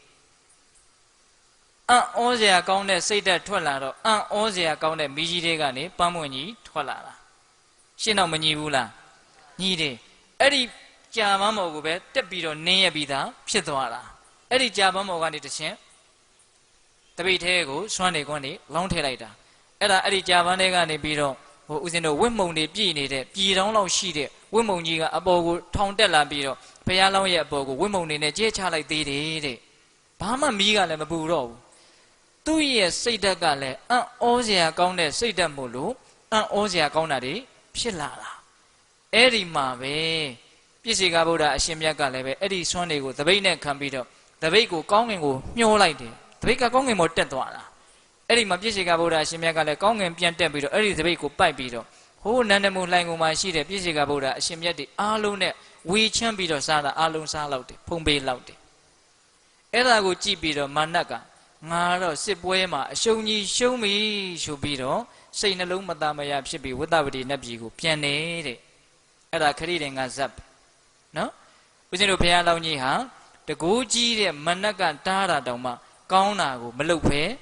မနေနိုင်ဘူးမကောင်းတာကိုမရှောင်မဲမနေနိုင်ဘူးအဲ့ဒါလောက်တရားတရားပညာတရားအာကြီးတာအတူယူစရာမကောင်းဘူးလားအေးဦးဇင်းတို့ကအဲ့ဒီဂါထာလေးကိုတော်တော်သဘောကျတယ်ငရဲကြခြင်းကြပါစေကောင်းတာလုပ်လို့ငရဲကြမယ်ဆိုရင်လည်းလုပ်မှာပဲမကောင်းတာရှောင်လို့ငရဲကြမယ်ဆိုရင်လည်းရှောင်မှာပဲဟောအဲ့ဒါလိုကြီးတောင်ပြောတာနော်အေးအဲ့ဒါလိုအနာတပိန်တထေးကြီးကိုရှေးတုန်းကပညာရှိတဲ့ပုဂ္ဂိုလ်တွေဟာသင်တထေးကြီးတဲ့ตาတယ်ဆိုတဲ့အဓိပ္ပာယ်မျိုးကိုပြောပြတာဟုတ်လားအေးအဲ့ဒါလိုပြောပြီးတော့အဲ့ဒီဇတ်တော်ကိုဏီကုံချုပ်တော့ဒါကျွတ်တင်ကျွတ်ထိုက်တဲ့တတ္တဝါတွေကျွတ်မှာပေါ့လေအေးအဲ့ဒီလိုနဲ့ဒီတထေးကြီးကိုပဲအကြောင်းပြုပြီးတော့ဘာတွေရှေ့ဆက်ပြီးတော့ဖြစ်လာပြန်တယ်လေဆိုတာလေးကိုဦးဇင်းတို့ဆက်ဟောရမယ်နော်တရားကောင်းစီကဘယ်လိုပေးထားတယ်အနာတပိန်နဲ့ကံတရားလို့ပေးထားတာဦးဇင်းဒီနေ့ပြောမဲ့တရားကအနာတပိန်တထေးကြီးနဲ့ဆက်ဆက်နေတာတွေကြီးပဲကံတရားနဲ့ဆက်ဆက်နေတာကြီးပဲစောတော်တုန်းကကံတရားအကြောင်းကိုအရေးအမြတ်လောက်ပြောခဲ့တယ်နော်ကောင်းတာလုပ်ပြီးမလို့အကျိုးမပေးသေးခင်မှာမကောင်းတာတွေဖြစ်တတ်တယ်မကောင်းတာလုပ်ပြီးမလို့အကျိုးမပေးသေးခင်မှာကောင်းတာတွေလည်းတွေ့တတ်တယ်သို့တော်တေးကြတာကကောင်းတာတွေအကျိုးပေးလာရင်ကောင်းတာတွေတွေ့မယ်မကောင်းတာတွေအကျိုးပေးလာရင်မကောင်းတာတွေတွေ့မယ်အဲ့ဒါဘာအကြောင်းပြောတာလဲကံတရားရဲ့အကြောင်းကိုပြောပြတာနာတရဇတ်ထဲကနည်းနည်းလေးယူပြီးတော့လည်းပြောလိုက်တယ်နော်အေးအခုဆက်ပြီးတော့ဘာပြောမှလဲဆိုတော့အဲ့ဒါလို့အနာရမင်းတထေးကြီးရဲ့တည်င်းကတာဝိဋ္ဌိတစ်မျိုးလုံးမှာကြော်ကြားတယ်ဟာတထေးကြီးကငကိုကချမ်းသာလိုက်တာချမ်းသာရာကနေမွဲသွားတယ်မွဲရာကနေအခုပြန်ပြီးတော့နက်ကဒဏ်ထမ်းလို့ဆက်54ကလေးသောပစ္စည်းတွေပြန်ပြီးတော့ကျွယ်ဝပြန်ပြီးတယ်တည်င်းတွေကပါလဲတည်င်းတွေကပြန့်တယ်အဲ့ဒီတည်င်းကိုပုံနာတယောက်ကကြားတယ်နော်အဲ့ဒီတည်င်းကိုဘယ်သူကြားတယ်ပုံနာတယောက်ကြားတယ်ဗျအဲ့ဒီကြားတဲ့ပုံနာကသူကဟိုကျက်တည်မင်္ဂလာနဲ့ပတ်သက်ပြီးတော့နားလေတဲ့ပုံနာဘယ်နာမှာကျက်တည်ရှိတယ်ကျက်တည်ဆိုတာကိုသူတို့အတတ်ပညာတစ်မျိုးနဲ့မြင်သလားတော့မသိဘူးပေါ့လေစာထဲမှာတော့ကျက်တည်ဆိုတာကိုကောင်းမှုတို့ရဲ့အကျိုးလို့အဲ့ဒါလို့ဖွင့်တယ်ဟုတ်လားအဲ့ဒီပုံနာကဘာစဉ်းစားလဲဆိုတော့ကြံကြံဖန်ဖန်ပြနော်ဘုရားလက်ထက်ကဖြစ်ပျက်လေးတချို့ကထူးခြားတယ်စမ်းကြဲတယ်သိလားအဲ့ဒီပုံနာကဘာစဉ်းစားလဲဆိုတော့တထေးကြီးတဲ့မွဲရကနေရုတ်တရက်ကြီးပြန်ပြီးတော့ချမ်းသာလာတာကိုထောက်ရင်သေချာပေါက်ဒီတထေးကြီးရဲ့အိမ်မှာမင်္ဂလာကျက်တရေဆိုတာရှိကိုရှိရအဲ့ဒီမင်္ဂလာကျက်တရေဘယ်နာမှာတီးတယ်လဲဆိုတာငါသွားကြည့်မယ်တီးပြီးရင်အဲ့ဒီကျက်တရေကိုငါတနည်းနည်းနဲ့ရအောင်ယူခဲ့မယ်ဟုတ်လားတနည်းနည်းနဲ့ယူလို့မရရင်ခိုးမှရမယ်ဆိုရင်ငါခိုးခဲ့မယ်သူအဲ့လောက်တောင်စဉ်းစားတယ်သိလားအဲ့ဒီပုံနာကအဲ့ဒါနဲ့တထေးကြီးရဲ့အိမ်ကိုမယောင်မလဲသွားတယ်ဟိုကြတော့ဂါထာတွေမန္တရားတွေရွတ်ဖတ်တော့တထေးကြီးကဂိုင်းပုံနာမင်းဘာရကျင်တယ်လဲပြောပါဘာလူရှိတယ်လဲပြောပါတထေးကြီးကစေတနာသိကောင်းတာကိုဟုတ်လား အဲ့လိုဘာလို့ရှိလဲပြောပါဆိုတော့ပုံနာကြီးကရှောက်ကြည့်တယ်ရှောက်ကြည့်တော့ဒီတထေးမင်းရဲ့ကျက်သေးရီမင်္ဂလာကဘယ်နာမြန်တီလဲလို့ကြည့်တော့အဲ့ဒီတထေးရဲ့အိမ်မှာရွှေကြိုက်ထဲမှာမွေးထားတဲ့ဆွတ်ဆွတ်ဖြူနေတဲ့ကြက်ဖတကောင်ရှိတယ်အဲ့ဒီကြက်ဖရဲ့ခေါင်းပေါ်မှာရဲနေတဲ့အမောက်ကလေးရှိတယ်နော်အဲ့ဒီအမောက်ပေါ်မှာကြက်သေးရီရှိတယ်ဗျာဒါဥစဉ်တို့ဒကာမတို့မျက်စိနဲ့တော့မမြင်ဘူးပေါ့ပုံနာကဘယ်လိုမှန်တန်နေနဲ့ဘယ်လိုအတတ်ပညာတွေနဲ့မြင်တာလဲတော့ဥစဉ်လည်းတိတိကျကျရှင်းမပြတတ်ဘူးသိလားဥစဉ်လည်းစာထဲပါတာပြောရတာဝန်ခံပါတယ်ဟုတ်လားနော်တထေးကြီးရဲ့ကြက်သေးရီကဘယ်မှာရှိတယ်အေးကြက်ရဲ့အမောက်ပေါ်မှာရှိတယ်တဲ့အဲ့ဒါနဲ့တထေးကြီးကတော့မသိဘူးပေါ့အဲ့ဒါပုံနာကသိတယ်သိတော့ဒီကြက်သေးရီကိုဒီကြက်ကိုတောင်းလိုက်ရင်ကြက်သေးရီလည်းပါလာမယ်ကြက်သေးရီပါလာရင်ငါလည်းပဲချမ်းသာမယ်လို့သူကဒီလိုထင်တာအဲ့ဒါနဲ့တထေးမင်းဟိုကြက်ဖြူဖြူလေးကိုပေးပါအမလေးယူသေးဗျာဆိုပြီးတော့အဲ့ဒီရွှေကြိုင်ထဲကနေထုတ်ပြီးတော့အဲ့ဒီကြက်ဖဖြူဖြူလေးပေးလိုက်တာကြက်ဖဖြူဖြူလေးလည်းသူ့လက်ထဲရောက်ရောကြက်သေးရီကကြက်ရဲ့အမောက်ပေါ်မှာမရှိတော့ဘယ်ရောက်သွားတုံးဆိုတော့ဟိုခလန်းလန်းမှာကလပ်ပေါ်မှာတင်ထားတဲ့ဗဒမြားပေါ်ရောက်သွားတယ်တဲ့ကြက်သေးရီကအံ့ဩစရာကောင်းတယ်နော်လောကကြီးအံ့ဩစရာကောင်းတယ်နော်မျက်စိနဲ့မမြင်နိုင်တဲ့ကိစ္စတွေအများကြီးရှိတယ်နော်ဦးဇင်းတို့ကတော့ဘုရားဟောတာဆိုရင်အကုန်ယုံပါတယ်ဟင်ပေးသက်တို့တော့မသိဘူးကြည်ကြည်လေးပြောပါဗျာကြက်သေးဘယ်ရောက်သွားပြီတော့ဗဒမြားပေါ်ရောက်သွားပြီအာမနာဘူးဗျအဲ့ဒီဗဒမြားတောင်းတာဗဒမြားရခြင်းလို့မဟုတ်ဘူးကြက်သေးရခြင်းလို့အဲ့ဒါနဲ့တထေးကြီးကလည်းစေနာကောင်းတယ်ကဲယူပါဆိုပြီးတော့အဲ့ဒီဗဒမြားပေးလိုက်တယ်ဗဒမြားသာလက်ထဲရောက်လာတယ်ကြက်သေးကပါမလာဘူးဟာဘယ်ရောက်သွားပြီတော့ရှောက်ကြည့်တော့တထေးကြီးရဲ့ဟိုထိုင်တဲ့ဘေးမှာထောင်ထားတဲ့တောင်ဝှေးရဲ့ထိပ်မှာရောက်သွားပြန်နေတဲ့ကြက်သေးကအဲ့ဒါထပ်တောင်းတာအဲ့ဒီတောင်ဝှေးလေးပေးပါဆိုတော့တထေးကြီးကကိုင်းယူပါကြက်တကောင်လည်းပေးပြီးဘာဒီတောင်းမှလည်းမသိဘူးထင်းနေမှာပေါ့တထေးကြီးကဗဒမြားလည်းပေးပြီးခုတောင်ဝှေးဆိုတော့တောင်ဝှေးပေးလိုက်တယ်တောင်ဝှေးသာလက်ထဲရောက်လာတဲ့ကြက်သေးကပါမလာဘူးအဲ့ဒါနဲ့ဘယ်ရောက်သွားတုံးဆိုတော့ကြည့်တော့မလှမ်းမကမ်းမှာထိုင်းနေတဲ့တထေးကြီးရဲ့ဇနီးမယားဖြစ်တဲ့ပုံညလက္ခဏဒေဝီတထေးကတော်ကြီးရဲ့စရုံးပေါ်ရောက်နေတယ်တဲ့အဲ့တော့ပုံနာကြီးတော်တော်လန့်သွားတယ်ဒါကတော့မတောင်းအပ်တဲ့ပစ္စည်းပဲတဲ့ဟုတ်လားအေးဒါငါတောင်းလို့မဖြစ်ဘူးဒါပေးလို့မရတဲ့အရာအဲ့ဒါနဲ့ပုံနာကြီးကသဘောပေါက်သွားတယ်ဩကြက်တရေဆိုတာကုသိုလ်ကံကြောင့်ဖြစ်တာသူပြုတ်ထားတဲ့ကုသိုလ်ကံကြောင့်ဖြစ်တာအဲ့ဒါကိုငါအတင်းအဓမ္မရခြင်းလို့မဖြစ်ပါလားအဲ့ဒါနဲ့သဘောပေါက်ပြီးတော့အကုန်ဖွင့်ပြောတာတထေးကြီးတဲ့ဒီကြက်ကိုရခြင်းတာမဟုတ်ကြက်သေးရေကိုရခြင်းဒီတောင်ဝေးကိုရခြင်းတာမဟုတ်ဒီဗဒမြားကိုရခြင်းတာမဟုတ်အခုတထေးကြီးရဲ့ကြက်သေးရေမင်္ဂလာကတထေးကတော့ပုံညာလက္ခဏဒေဝီတထေးကတော့ကြီးရဲ့သရုံးမော်ရောက်နေပြီတဲ့တထေးကြီးကတော့မမြင်ပါဘူးဟုတ်လားအဲ့ဒီလိုပြောပြီးတော့ပုံနာပြန်သွားတာဘာမှယူမသွားဘူးဗျအဲ့တော့အံ့ဩစရာကောင်းတယ်နော်ဘာမှယူမသွားဘူးအဲ့ဒါနဲ့အဲ့ဒီသတင်းစကားကဟိုတထေးကြီးကနေတဆင်မြတ်စွာဘုရားရဲ့နားတော်ကိုပေါက်ကြားပြန်တယ်အဲ့ဒီမှာမြတ်စွာဘုရားကတိရိဇတ်ဆိုတာဟောတာပိဋကတို့စောတော်တုန်းကတရားကောင်းစဉ်တွေပြောတော့ပါတယ်မဟုတ်လားအေးတိရိဇတ်ကိုမြတ်စွာဘုရားဟောတယ်အဲ့ဒါဘာလဲဆိုတော့ကံတရားတွေရဲ့စမ်းကြယ်ပုံပိဋကဘာတွေရဲ့စမ်းကြယ်ပုံကံတရားတွေရဲ့စမ်းကြယ်ပုံကောင်းမှုမကောင်းမှုတို့ရဲ့စမ်းကြယ်ပုံအဲ့ဒါကိုပြောလို့ရင်းအဲ့ဒါတဲ့အဓိကပို့ပြောလို့ရင်းကလောကမှာကောင်းမှုကုသိုလ်သည်သာလင်အားကိုးရကောင်းမှုရှင်ဖြစ်မယ်ဆိုလို့ရှိရင်တပါးသောသူလှုပ်ထားတဲ့ကောင်းကျိုးတွေဟာကိုယ့်ဒီကိုအလွယ်တကူရောက်လာနိုင်တယ်နော်ကိုကကောင်းမှုရှင်ဖြစ်မယ်ဆိုရင်တိတ်ပြီးတော့ရှားပါတဲ့နေရာဒေသမျိုးမှာပင်ဖြစ်စေကမူစီးစိမ်ဥစ္စာတို့နဲ့ပြည့်စုံနိုင်တယ်ဆိုလိုတာကတန်တရားကြီးမှာကျင်လည်တဲ့နေရာမှာကောင်းမှုဒီသာလင်အားကိုးရနော်ကောင်းမှုရှိလာရင်ကောင်းတာတွေဟာကြံ့ကြံ့ဖန်ဖန်ဖြစ်လာတာမထင်မှတ်တာတွေဖြစ်လာတာကောင်းမှုရဲ့အကျိုးပေးတွေဟာတာမန်လူတွေစဉ်းစားလို့နားလေသဘောပေါက်ခြင်းကမစွမ်းနိုင်လောက်အောင်ကိုနည်းနည်းတယ်လို့ပြောချင်တာသဘောပေါက်လားအဲ့ဒါလိုပဲမကောင်းတာတွေလုပ်မယ်ဆိုရင်လည်းမကောင်းတာတွေကကြံ့ကြံ့ဖန်ဖန်ဝင်ပြီးတော့အကျိုးပေးတတ်တယ်ဒါကြောင့်တရားဓမ္မတို့ဦးဇင်းတို့တွေဒီဘဝတွေယဟန္တာဖြစ်အောင်တို့ကြိုးစားကြမှာလို့ဇွဲနဲ့နဘဲနဲ့သရတရားနဲ့ဝရိယနဲ့ကြိုးစားနေကြတဲ့လူဆိုတာရှားပါတယ်ဗျဟုတ်လားအဲ့တော့တန်တရားထဲမှာပျော်ပျော်ပါးပါးပဲကျင်လေကြမဲ့လူတွေကပဲများတယ်လို့ထင်တယ်ဟုတ်လားတရားကခပ်ပြင်းပြင်းတောင်းထားတာဦးဇင်းကခပ်ပြော့ပြော့ဟောနေတာနော်ဟင်ဒကာကြီးဒီမကြီးများအေးတန်တရားကိုကျင်လေကြရအောင်မှာတန်တရားကျင်လေရမှာဆိုရင် ကိုကောင်းစေတဲ့ကောင်းမှုဆိုတဲ့အားကိုးရာတစ်ခုကတော့မဖြစ်မနေအသိဉာဏ်ရှိတဲ့လှုပ်ခွင့်သားတဲ့ဒီဘဝမှာလှုပ်ထားဖို့မသင့်တော်ဘူးလားသင့်တော်တယ်ဗျဘဝကိုမမောတဲ့ဘဝတဏှာရှိတယ်မဟုတ်လားခန္ဓာကိုအကောင်းထင်ပြီးတော့ตายာနေတဲ့တဏှာလောဘတွေအပြည့်ရှိတယ်အဲ့ဓာတွေကိုမပေရသေးခင်မှာသေသွားမယ်ဆိုရင်ဘဝတစ်ခုခုကတော့သေချာပေါက်ရမှာနော်အေးဘဝကိုဘယ်လောက်ပဲအပြစ်မြင်ပါတယ်ပြောตายာတဲ့စိတ်ကတော့ပုထုဇဉ်တွေမှာရှိနေတယ်ဘဝကိုตายာတဲ့ဘဝကိုမမောတဲ့ဒီတဏှာလောဘရှိနေသေးသမျှဘဝတန်တရားခရီးဟာမဆုံးသေးဘူးဘဝတန်တရားခရီးမဆုံးသေးဘူးဆိုရင်တန်တရားမှာအာကိုးရာတရားဆိုတာဉာဏ်ရှိတဲ့လူတိုင်းကြိုတင်ရှားထားတဲ့အရာလို့ဒီပိဋကကြီးသဘောပေါက်တယ်နော်အေးဒါကိုပဲရည်ရွယ်ပြီးတော့မြတ်စွာဘုရားကကောင်းမှုဒီသာလင်ရှိထားဖို့အလိုအဆုံးကောင်းမှုရှိပြီဆိုလို့ရှိရင်ကောင်းကျိုးတွေဟာကြံဖန်ပန်ရလာတတ်တယ်တနည်းအားဖြင့်ကံတရားတို့ရဲ့စမ်းကြယ်ဘုံကလေးကိုခုနတုန်းက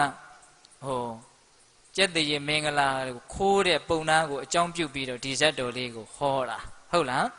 အေးတခုသောဘဝတုန်းကဦးဇင်းတို့ရဲ့ဘုရားလောင်းကြီးအင်မတန်ချမ်းသာကြွယ်ဝတဲ့အမျိုးမှာပဲဖြစ်တယ်နောက်အရွယ်ရောက်လာတဲ့အခါကျတော့အိမ်တော်ရသားကြအသိဉာဏ်တွေကလည်းကြီးရင်တာဆိုတော့ဘာလို့လဲဆိုတော့ပိုင်ဆိုင်မှုပတ်သက်မှုတွေအလုံးစွန့်ပြီးတော့ဟိမန္တာထွက်ပြီးတော့ယတိယဟန်ပြုတော့ရဲနှဲငယ်တွင်မှာပဲဇံပင်ញင်ရတယ်ဇံပင်ញင်ရတော့တနေ့တော့တော်ထဲမှာကြီးအမြဲနေဖို့ဆိုတာကလည်းလွယ်တာမဟုတ်ဘူးရှင်းတုန်းကယတိတွေဆိုတာတေဥတေဖို့ကြီးအမြဲတမ်းစားနေတော့ခန္ဓာကိုယ်ကပွန့်လာတဲ့သဘောရှိတယ်ဒါကြောင့်အချင်းဓာတ်တွေအငံဓာတ်တွေလိုတယ်ဒါကြောင့်လူတွေနေတဲ့မြို့ရွာတွေကိုလည်းလာပြီးတော့အလှခံပြီးတော့စားရသေးတယ်အဲ့ဒါကိုဦးဇင်းတို့စားတဲ့ကတော့ချင်းစားမိဝဲရန်အလို့ငါလို့အဲ့ဒါလိုရေးတယ်ဆိုလိုတာကပါလေတော်ထဲမှာတေဥတေဖို့တေတီတွေကြီးစားနေလို့ခန္ဓာကိုယ်ဟာမမျှတတဲ့အတွက်ကြောင့်အချင်းဓာတ်လိုတယ်အငံဓာတ်လိုတယ်ဒါကြောင့်မို့လို့လူတွေနေတဲ့ရွာတွေမြို့ရွာတွေကိုလည်းလာရတဲ့သဘောရှိတယ်အဲ့ဒါလို့ဒီနေ့တော့ချင်းစားမိဝဲရန်အလို့ငါဘုရားလောင်းကြီးယတိသူမြတ်ကြီးဗာရာဏသီပြည်ကိုကြွလာတော့အဲ့ဒီဗာရာဏသီမြို့ကဘုရင်မင်းမြတ်ရဲ့ရှင်တွေကိုဦးစီးရတဲ့ရှင်ဦးစီးရှင်ဆရာကမြင်တော့အဲ့ဒီရှင်ဆရာကလည်းဉာဏ်ရှိတော့တရားလည်းရှိတော့ဘုရားလောင်းကိုအင်မတန်ကြီးညိုတယ်ဟုတ်လားကြီးညိုတော့အိမ်ပင့်သွားပြီးတော့ဆွနေပါလေကပ်ပြီးတော့နောက်တော့အဲ့ဒီရှင်ဆရာနဲ့ဘုရားလောင်းယတိသူမြတ်နဲ့ကအင်မတန်ရင်းနှီးတဲ့ဆရာတကာဖြစ်တယ်နော်အဲ့ဒါဟိမန္တာထဲမှာတရင်သုံးတာကြားလာရင်အဲ့ဒီဆင်ဆရာအိမ်ကိုရောက်လာတယ်ဒီမှာညီးငွေသွားရင်လည်းတောထဲပြန်ကြွသွားတယ်ဒီလိုနဲ့နေလာတာပေါ့နော်အဲ့လိုနေလာရင်လည်းဒီနေ့တော့အဲ့ဒီဗာရာဏသီပြည်ထဲမှာရှိတဲ့ထင်းခွေစားတဲ့အင်မတန်ဆင်းရဲတဲ့ထင်းခွေသမားတယောက်နော်ထင်းခွေသွားတယ်မြို့ပြင်ဘက်ထွက်ပြီးတော့ထင်းခွေတယ်အဲ့ဒါထင်းစီလေးရွက်ထမ်းပြီးတော့ပြန်လာတော့တနေ့ပြန်လာတော့မြို့တကားကြီးကပိတ်သွားတယ်မြို့ထဲဝင်လို့မရတော့ဘူးအဲ့ဒါနဲ့မြို့ပြင်ဘက်ကဇေယျပေါ်မှာထင်းစည်းတွေချပြီးတော့ဇေယျပေါ်တက်ပြီးတော့အိတ်တယ်အဲ့ဒီဇေယျရဲ့ထိပ်မှာသစ်ပင်ကြီးတစ်ပင်ရှိတယ်အဲ့ဒီသစ်ပင်ပေါ်ကိုညတိုင်ရောက်တော့မြို့ပြင်သုတ်တန်တွေတောအုပ်တွေမှာရှိတဲ့ကြက်တွေကရောက်လာပြီးတော့အဲ့ဒီအပင်ကြီးပေါ်မှာအိတ်တန်းတက်ကြတာအဲ့ဒါကိုအဲ့ဒီဇေယျပေါ်မှာအိတ်နေတဲ့လူကသိတယ်သိတော့ညသကောင်လောက်လေရောက်ပြီဆိုတော့ကြက်တွေကစကားပြောတဲ့ကိုကြားတယ်တဲ့အဲ့ဒီလူကကြက်စကားနားလေတာတော့ဦးဇင်းမဖြစ်နိုင်ဘူးလို့ထင်တယ်နော်ဇလန်းလေးကဦးဇင်းတို့ပေးသက်ပေါင်းသူတော်ကောင်းတို့ဆက်ပြီးတော့နားထောင်ကြည့်နော်အဲ့ဒါကြက်တွေကစကားပြောတယ်တဲ့ဘယ်လိုပြောလဲဆိုတော့အပေါ်မှာအိတ်တန်းတက်တဲ့ကြက်ကနေပြီးတော့မစင်စွန့်ချလိုက်တယ်အောက်ကကြက်ရဲ့ခေါင်းပေါ်ကိုကြားတယ်ကြားတော့အောက်ကကြက်ကလှမ်းပြီးတော့ရံဖြစ်တယ်လို့ဆိုတယ်ဘာလို့ငါပေါ်မစင်စွန့်ချတော့ဟာငါမသိလို့ပါအဲ့ဒါနဲ့ပြောရင်နဲ့အဲ့ဒီကြက်နိုင်ကောင်ရံဖြစ်တော့မင်းကဘလောက်စွန့်လို့လဲငါကဘလောက်စွန့်လို့လဲဟုတ်လားအစွမ်းတွေကိုမာနနဲ့ပြိုင်ကြတာနော်အစွမ်းတွေကိုဗာလဲမာနနဲ့ပြိုင်ကြတာပြိုင်တော့အောက်ကကြက်ကပြောတယ်တဲ့ငါမှန်တာမင်ညကြက်လို့မထင်နဲ့ငါရဲ့အသားကိုစားတဲ့ပုဂ္ဂိုလ်ဟာနေချင်းညချင်းအသပြားတစ်ထောင်ရနိုင်တယ်ဟုတ်လားသူ့အသားကိုစားတဲ့လူဟာနေချင်းညချင်းအသပြားတစ်ထောင်ရနိုင်နေတဲ့အဲ့လိုပြောတော့အပေါ်ကကြက်ကမင်းဒီလောက်လေးနဲ့မာနတက်မနေနဲ့ငါရဲ့ဆူတဲ့အသားကိုစားတဲ့လူဟာ3-4ရက်အတွင်းမှာရှင်ဘရင်ဖြစ်နိုင်တယ်ဟောသူကပြောတာနော်အေးငါရဲ့အပြင်ဘက်ကအသားကိုစားရင်ယောက်ျားဆိုရင်သေနာပတိဖြစ်မယ်မိန်းမဆိုရင်မိဖုရားဖြစ်မယ် အယိုးရင်းကိုစားရတယ်ဆိုလို့ရှိရင်လူဆိုလို့ရှိရင်တထေးဖြစ်မယ်နော်ဗန္နာဆိုဖြစ်မယ်ယတိယဟန်ဆိုလို့ရှိရင်အဲ့ဒါမင်းဆရာဖြစ်မယ်လို့၅မျိုးပြောတာအပေါ်ကချက်ကအဲ့ဒါကိုဇရက်ပေါ်မှာအိတ်နေတဲ့ထင်းခွေသမားကကြားတာနော်ကြက်တွေကသူတို့ရံဖြစ်ရင်းနဲ့ကိုရှိတဲ့ဂုံတွေဖောနေတာဟုတ်လားကြက်တွေကလည်းလူတွေပဲနဲ့တူပါရဲ့လူတွေလိုပဲနဲ့တူပါရဲ့ဟင်ဒကမာကြီးတွေကိုရံဖြစ်ရင်ပြောဘူးလားဟမ်ပြောလားနော်တော်တူတယ်နော်သူတို့လည်းလူတွေနာနီလို့လူတက်ကူးတာနဲ့တူပါရဲ့အေးအဲ့ဒါနဲ့အဲ့လိုပြောတော့ရက်ပေါ်မှာအိတ်နေတဲ့အဲ့ဒီထင်းခွေသမားက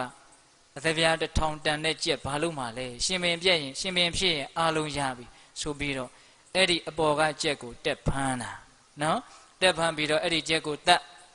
နော်ကိုကြွားလုံးနဲ့ကိုသေးရတာနော်အေးအဲ့ဒီကြက်ကိုတတ်ပြီးတော့အမွှေးတွေပါတွေနှုတ်ဝမ်းတွင်တန့်ရှင်းအောင်လုပ်ပြီးတော့အမနဲ့လင်းတော့အိမ်ရောက်တော့မိမကိုကောင်းကောင်းချက်ခိုင်းအင်မတန်ထူးဆန်းတယ်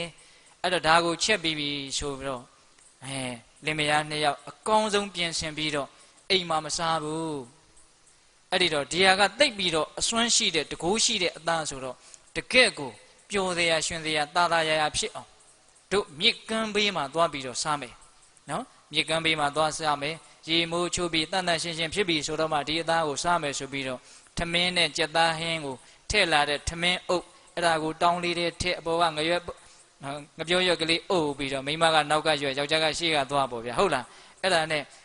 မြေရောက်ပြီဆိုတော့သဲတောင်ပြင်ပေါ်ထမင်းတောင်းလေးချလင်မယားနှစ်ယောက်ပျော်ပျော်ပါပါမြေရည်ဆင်းချိုးဟုတ်လားရေချိုးပြီးမှမလုပ်မယ်စားမယ်အဲ့ဒါလို့ရေချိုးနေတော့ရှိသေးတယ်ဘယ်ကနေဘယ်လိုရောက်လာတယ်မသိဘူးလေနီချမ်းကြီးတစ်ခုရောက်လာတယ်ဟုတ်လားရောက်လာပြီးတော့အဲ့ဒီမြေရည်ကိုအင်မတန်ကြီးတဲ့လှိုင်းကြီးတွေဖြစ်အောင်ဖန်တီးပြီးတော့အဲ့ဒီရေတွေကသဲတောင်ပြင်ပေါ်တက်ပြီးတော့အဲ့ဒီထမင်းအုပ်ကိုရေတွေကဆွဲခေါ်သွားတာဘယ်ရောက်တော့မှမသိဘူးဒီထမင်းကိုပျော်ပျော်ပါးပါးစားမယ်ဆိုတဲ့ဒီဆင်းရဲသားလင်မယားကတော့ထမင်းမစားရဘဲနဲ့ဗိုက်ထဲမှာသဲတွေရေတွေနဲ့ပြည့်ပြီးတော့အဲ့ဒါဗိုက်ကြီးဖောင်းပြီးတော့အသက်လူပြီးတော့တက်ပြေးရတယ်လို့ဆိုတယ်အဲ့သူတို့စားမဲ့ထမင်းတောင်းကဘယ်ရောက်တော့မှမသိဘူးအဲ့ဒါဟိုးအောက်အဝေးကြီးမှာရှင်တွေကိုရေချိုးပေးနေတဲ့ရှင်ဆရာအုပ်စုတွေကိုရောက်သွားတာရောက်တော့ဘာလဲဟိဟာထမင်းတောင်းမဲကြက်သားဟင်းနဲ့မှုှေးကြိုင်နေတာပဲအေးအဲ့ဒါလို့ဆိုရင်အဲ့ဒါကိုလုံခြုံငါရဲ့တစိမ့်တုံးနဲ့နှိပ်ပြီးတော့ဘယ်သူမှမဖွင့်နဲ့အိမ်ရောက်ပြီးတော့ငါရဲ့ဆင်ဦးစီးကတော့ကိုပေးလိုက်ငါမလာဘဲနဲ့မဖွင့်နဲ့အဲ့ဒါနဲ့ဆင်ဦးစီးရဲ့အိမ်ကိုရောက်သွားတာအဲ့ဒီထမင်းတောင်းကနော်ကံကြမ္မာများနော်တခါယူမိုက်များအေးဆင်ဦးစီးအိမ်ကိုရောက်ပြီဆိုတော့အဲ့ဒီနေ့မှာပဲဘုရားလောင်းကအဘိညာဉ်နဲ့ကြည်တော့သိပ်ပြီးတော့ထူးဆန်းတဲ့ကံတရားတွေကြည်စမ်းငါအပေါ်မှာကောင်းမှုတွေလည်းအများလုပ်တယ်ရှင်ဦးစီးရှင်ဆရာကဲဒီနေ့မှာပဲအစွမ်းထက်တဲ့ကြက်သားကလည်းသူ့အိမ်ကိုဆိုင်မြိုက်ရောက်နေပြီအဲ့ဒါကိုသူကမစားတဲ့မပြုတ်တဲ့ဖဲနဲ့တခါတည်းအရန်ကာရောအယိုးရင်းတွေရောရှောက်စားရင်ဟိုကကြက်ကစီးကန်းချက်နဲ့နော်ဆူတဲ့အသားစားရင်ရှင်ဘရင်ဟုတ်လားအပြင်သားစားရင်မိန်းမဆိုမိဖုရားယောက်ျားဆိုစစ်သေးနာပတိဟုတ်လားအယိုးရင်းစားရင်လူသားဆိုရင်ဗန္နာဆိုယတိယဟန်ဆိုရင်မင်းဆရာအဲ့ဒါတွေကိုဘုရားလောင်းကအကုန်သိတယ်အဲ့ဒါနဲ့ဆင်ဦးသီးမရောက်ခင်အဘိညာဉ်နဲ့ကြွပြီးတော့အိမ်ဦးကမ်းမှာတကယ့်ကိုတင့်တယ်ထိုင်းနေတာဘုရားလောင်းကအဲ့ဒါဆင်ဦးသီးလည်းရောက်လာတော့တရားတရားကောင်းတဲ့လူဆိုတော့ဟေးကဲကြက်သားဟင်းလေးမှုှေးကြိုင်နေတာတို့မစားပါဘူးတဲ့ကဲမစားဘူးနော်ဂိုင်းယသိသူမြတ်ကိုတို့ကတ်လှူကြမယ်ဆိုပြီးတော့လှူတာဗျအဲ့ဒီတော့ယသိကအလှူမခံသေးဘူးနေအောင်ဒီကြက်သားဟင်းကိုငါစီမံမယ်နော်ဘုရားလောင်းစီမံမှာအဲ့ဒီမှာဂိုင်းဆူတဲ့အသားကိုတခါကြီးစားယသိကလည်းစိတ်သိပ်ကောင်းတာနော်သူစားရင်သူရှင်ဘရင်ဖြစ်မှာဒါပေမဲ့သူကဇံပင်ကြီးမင်းချမ်းသာတဲ့ဇံချမ်းသာရထားတာကာမချမ်းသာဘယ်မဲ့မောမှာလဲဟုတ်လားအေးအဲ့ဒီတော့ဆူတဲ့အသားကိုတခါကြီးကိုကျွေးတယ်အပြင်ဘက်ကအသားကိုဒကမာကြီးကိုကျွေးတယ်မိဖုရားဖြစ်အောင်လို့သူကတော့အယိုးအရင်လေးကိုစားလိုက်တယ်အဲ့ဒါသူကမင်းဆရာဖြစ်မှာနော်အဲ့ဒီမှာဘုရားလောင်းကရှင်ဆရာကိုမှားသွားတယ်မမေ့မလျော့တဲ့တတိတရားလေးနဲ့နေရင်ကုသိုလ်တွေကိုမမေ့ရစ်နဲ့နောင်3ရက်နေလို့ရှိရင်ရှင်ဘရင်ဖြစ်လိမ့်မယ်အဲ့ဒါလိုပြောသွားတာအဲ့တော့ရှင်ဆရာကတော့ဘာမှနားမလည်ဘူးသူကြည်ညိုလို့ကိုးခဲ့တဲ့ယသိသူတော်ကောင်းကပြောသွားတာဆိုတော့ကုသိုလ်ကိုမမေ့ဘဲနဲ့တတိလေးနဲ့ပဲနေတာပေါ့လေဟာငါ3ရက်နေရင်ရှင်ဘရင်ဖြစ်မယ်ပြောမယ်ပြောတယ်ဘာမှလည်းထူးခြားမှုလည်းမရှိပါဘူးလို့ဒီလိုနဲ့နေတာပေါ့3ရက်မြောက်နေကြတော့ဒ ဒီပြင်တိုင်းပြည်အိမ်နီးချင်းတိုင်းပြည်တစ်ခုကသူတို့တိုင်းပြည်ကိုလာဝိုင်းနေတဲ့အဲ့ဒီမှာဘုရင်ကြီးကစစ်တပ်အားလုံးကိုပြင်ဆင်ပြီးတော့ခုခံရတာပေါ့အဲ့ဒီလိုခုခံတော့ရှင်ဦးစီးရှင်ဆရာကိုရှင်ဘုရင်လိုဝစ်စေတယ်တဲ့သူကတော့ရှင်ဦးစီးလိုနေပြီးတော့တိုက်တာဒါသူဘလို့စိတ်နဲ့ဒီလိုလုပ်တယ်ဆိုတော့စာထဲမှာအတိအကျမပါဘူးဘုရင်ဆိုပြီးတော့မဲပြီးရင်သူလွတ်အောင်လို့လုပ်တာလည်းဖြစ်ချင်ဖြစ်မှာပေါ့ဟုတ်လားအေးဟိုကဘုရင်အဝတ်စားကိုဘယ်သူဝတ်ပေးထားတာတော့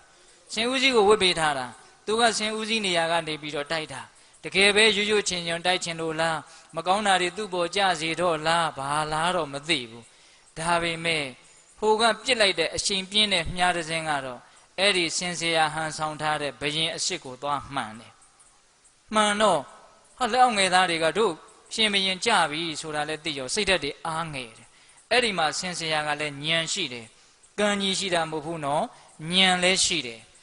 ညံကြီးရှိတာမဟုတ်ဘူးဝရိယလည်းရှိတယ်ကြိုးစားတယ်ဘာလို့လဲဆိုတော့ဟေးစိတ်ဓာတ်တွေမကြနဲ့ဘန္နာတိုက်တွေအကုန်လုံးဖွင့်ပြီးတော့အသက်ပြားထောင်တုပ်တွေထုတ်ပြီးတော့နိုင်ရင်ဒီဘန္နာတွေဒီပစ္စည်းတွေအကုန်ရမယ်အကုန်တိုက်ဆိုပြီးတော့ခိုင်းတာအဲ့ဒီမှာငွေနဲ့ခိုင်းတော့ငွေဆိုတာလူတိုင်းမှတ်တာပဲလေ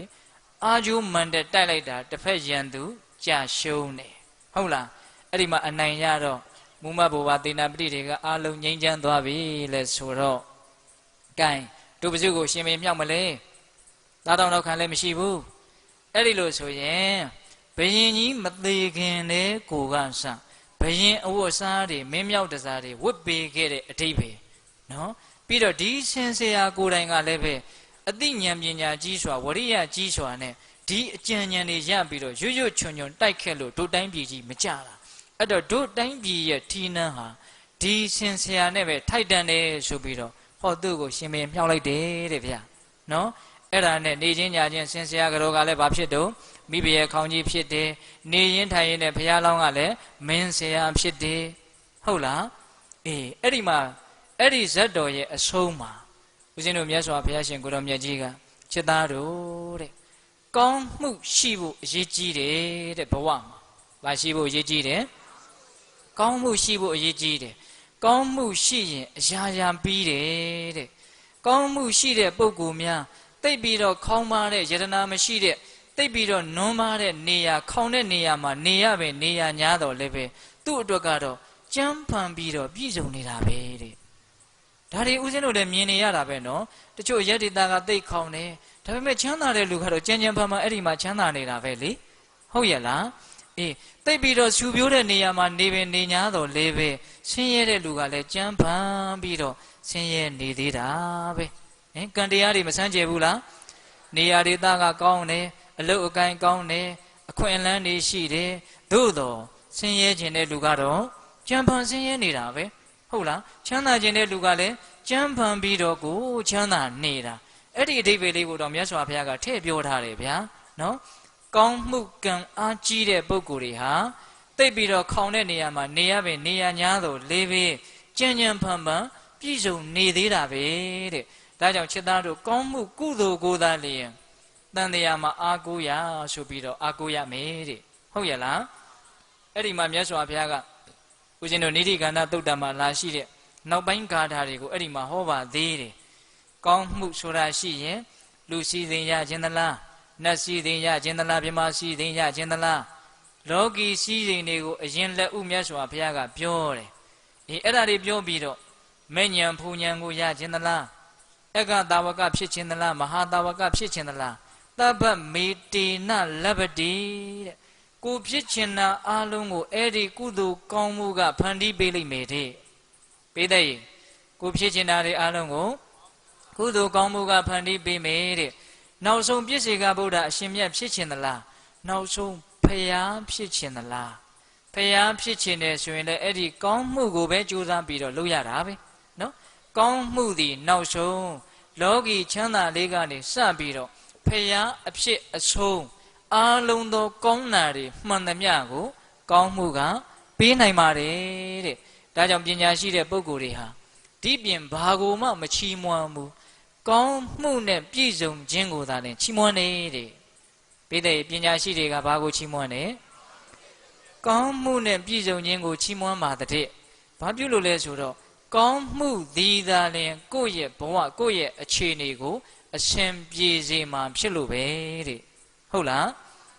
ကောင်းမှုတွေလုံမိသွားပြီပြုမိသွားပြီဆိုရင်အဲ့ဒါပညာရှိတွေကတော်လိုက်တာအရာတော်လိုက်တာဒါတကယ်လှုပ်တဲ့လှုပ်ထိုက်တာကို तू လှုပ်လိုက်မိပြီလို့အဲ့ဒီကိစ္စကိုချီးမွမ်းနေတဲ့လူသားမန်တွေချီးမွမ်းတာကတော့တစ်မျိုးပေါ့နော်ကိုကြိုက်ရင်ချီးမွမ်းလိုက်တာပဲကိုစိတ်နဲ့တဲ့ရင်ချီးမွမ်းလိုက်တာပဲကိုစိတ်ထဲကောင်းတာထင်တာလှုပ်လိုက်တယ်ဆိုရင်ချီးမွမ်းလိုက်တာပါပဲဟုတ်လားဒါပေမဲ့ပညာရှိသူတော်ကောင်းတွေရဲ့ချီးမွမ်းခြင်းကတော့တစ်မျိုးပေါ့နော်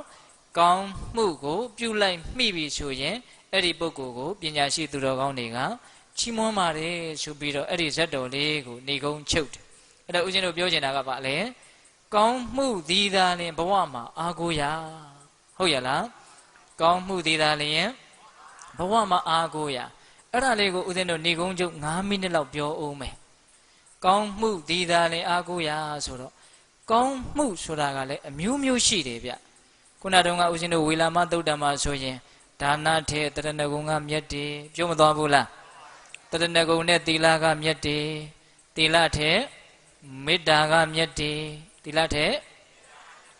မေတ္တာထဲအနိစ္စသင်ညာကမြတ်တယ်ပြောမသွားဘူးလားပြောသွားတယ်ဦးဇင်းတို့ဒီနေရာမှာတော့ဘယ်လိုပြောခြင်းလဲဆိုတော့ကောင်းမှုဆိုတာကာမကုသိုလ်ဆိုပြီးတော့ရှိတယ်နော်ကာမကုသိုလ်ဆိုပြီးတော့ရှိတယ်နော်ကာမကုသိုလ်ဆိုတာကကာမဘုံကိုအကျိုးပေးတတ်တာပေါ့နော်လူချမ်းသာနတ်ချမ်းသာလူစည်းစိမ်နတ်စည်းစိမ်ကိုဖြစ်စေတတ်တဲ့ဒါနသီလဘာဝနာကောင်းမှုဟုတ်လားအေးနောက်ဇန်တရားတွေရအောင်အားထုတ်နိုင်မယ်ဆိုရင်မဟကုတ်ကုသိုလ်ဆိုပြီးတော့ဟောကုသိုလ်ကတစ်မျိုးအဆင့်တက်လာပြန်တယ်ဦးဇင်းတို့သင်္ကြန်နေ့အရာဟိုအသေးစိတ်ပြောမယ်ဆိုတော့ရူပကုသိုလ်အရူပကုသိုလ်ပေါ့ဗျာနော်ရူပပြမာတွေဖြစ်အောင်အကျိုးပေးတတ်တဲ့စွမ်းဆောင်နိုင်တဲ့ကုသိုလ်ကြတော့ရူပကုသိုလ်ပေါ့ဟုတ်လားအေးရူပပြမာကြီးတွေဦးဇင်းတို့လူစည်းစိမ်နဲ့စည်းစိမ်နဲ့အစာပေါင်းများစွာတာတဲ့တကယ့်ကိုစိတ်ရဲ့အေးချမ်းမှုကိုဖြစ်စေတဲ့ဇန်ချမ်းသာတွေကိုခံစားခွင့်ပေးတာရူပကုသိုလ်နော်နောက်အရူပကုသိုလ်တဲ့အဲ့ဒါကြတော့ဟောရူပပြမာကြီးတွေတဲ့တောင်မှတာတဲ့သဘောပေါ့သူကဘုံစဉ်အတိုင်းဆိုလဲသူကအထက်ကမနေဘူးလားနေတယ်အေးအဲ့ဒီမဟကုတ်ကုသိုလ်လို့လည်းဒါဦးဇင်းတို့လုံးပြောလို့လည်းမရဘူးလားရတယ်အဲ့ဒီကာမကုသိုလ်မဟကုတ်ကုသိုလ်တို့ထက်မြတ်တဲ့ကုသိုလ်ဆိုတာရှိသေးတယ်အဲ့ဒါကဘာလဲမက်ကုသိုလ်ဘိသိက်ဘာကုသိုလ်လဲမက်ကုသိုလ်သစ္စာ၄ပါးကိုထိုးထွင်းပြီးတော့မြင်တဲ့သောတာပတ္တိမေသဂရဂါမိမေအနာဂါမိမေအရဟတမေအဲ့ဒါလည်းပဲကုသိုလ်လို့မခေါ်ဘူးလားခေါ်တယ်ဒါပေမဲ့သူ့ကြတော့ရိုးရိုးကုသိုလ်မဟုတ်ဘူးလောကထက်လွန်မြတ်တဲ့နိဗ္ဗာန်ကိုမြင်တဲ့လောကုတ္တရာကုသိုလ်ဘိသိက်ဘာကုသိုလ်လဲလောကုတ္တရာကုသိုလ်ကောင်းမှုလို့ပြောလို့အတူတူလို့မအောင်မေ့နဲ့နော်အဲ့ဒါလို့အဆင့်တွေ level တွေအမျိုးမျိုးမရှိဘူးလားရှိတယ်ကာမချမ်းသာကိုပေးနိုင်တဲ့ကုသိုလ်ရှိတယ်နော်ဇန်ချမ်းသာကိုပေးနိုင်တဲ့ကုသိုလ်ရှိတယ်နိဗ္ဗာန်ချမ်းသာကိုပေးနိုင်တဲ့ကုသိုလ်ရှိတယ်မက်ကုသိုလ်ဆိုတာကိုရပြီဆိုရင်နောက်ကနေပြီးတော့ဖိုးဆိုတာမဖြစ်ဘူးလားအေးဖိုးဆိုတဲ့ဝိဘက်တောက်လျှောက်ဖြစ်တာနော်တခါယူမိုက်များအေးအဲ့ဒီဖလားသမပတ်ဝင်စားတယ်ဆိုတာဘာလို့တာလဲနိဗ္ဗာန်ချမ်းသာကိုခံစားတာအဲ့တော့ကုသိုလ်တွေကကုသိုလ်တွေမှာဘယ်ကုသိုလ်ဟာအမျက်ဆုံးလဲလောကုတ္တရာကုသိုလ်ကအမျက်ဆုံးဟုတ်ရဲ့လားအေးဒါကြောင့်ပေသက်ပေါင်းသူတော်ကောင်းတို့လောကီကုသိုလ်တွေကိုလည်းပြုရမှာပဲကိုမှလောကုတ္တရာကုသိုလ်ကိုမပြုနိုင်သေးတာကိုအဲ့တော့လောကုတ္တရာကုသိုလ်ဆိုတဲ့အဲ့ဒီမဲ့ဉဏ်ဆိုတဲ့ကုသိုလ်တရားတွေကလည်းပဲနေရင်ထိုင်ရင်နဲ့ဖြစ်တဲ့အမျိုးလားဗျမဟုတ်ဘူးဘာကုသိုလ်တွေကိုပြုမှဖြစ်မှာလဲဆိုတော့ဝိပဿနာဉာဏ်ဒီဟုသောကာမကုသိုလ်ကိုပြုရတယ်ဘိတဲ့ဝိပဿနာဉာဏ်ဆိုတာဘာကုသိုလ်လဲကာမကုသိုလ်ဗျနော်အေးမိမိရဲ့ရုပ်တရားနံတရားတွေဟာမမြဲဘူးလို့သိလိုက်တယ်ဆိုရင်အဲ့ဒါကုသိုလ်ရသွားတာဟင်မိမိရဲ့ရုပ်တရားနံတရားဒီခန္ဓာ၅ပါးဟာအကောင်းမဟုတ်ဘူးရှင်ရဲတုံချင်းရဲခဲ့ကြီးပဲလို့သိလိုက်တယ်ဆိုရင်အဲ့ဒါဘာရသွားတာတုံးအဲ့ဒါကုသိုလ်ရသွားတာ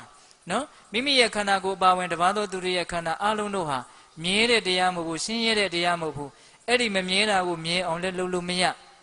ရှင်ရဲတာကိုချမ်းသာအောင်လဲဖန်တီးလို့မရ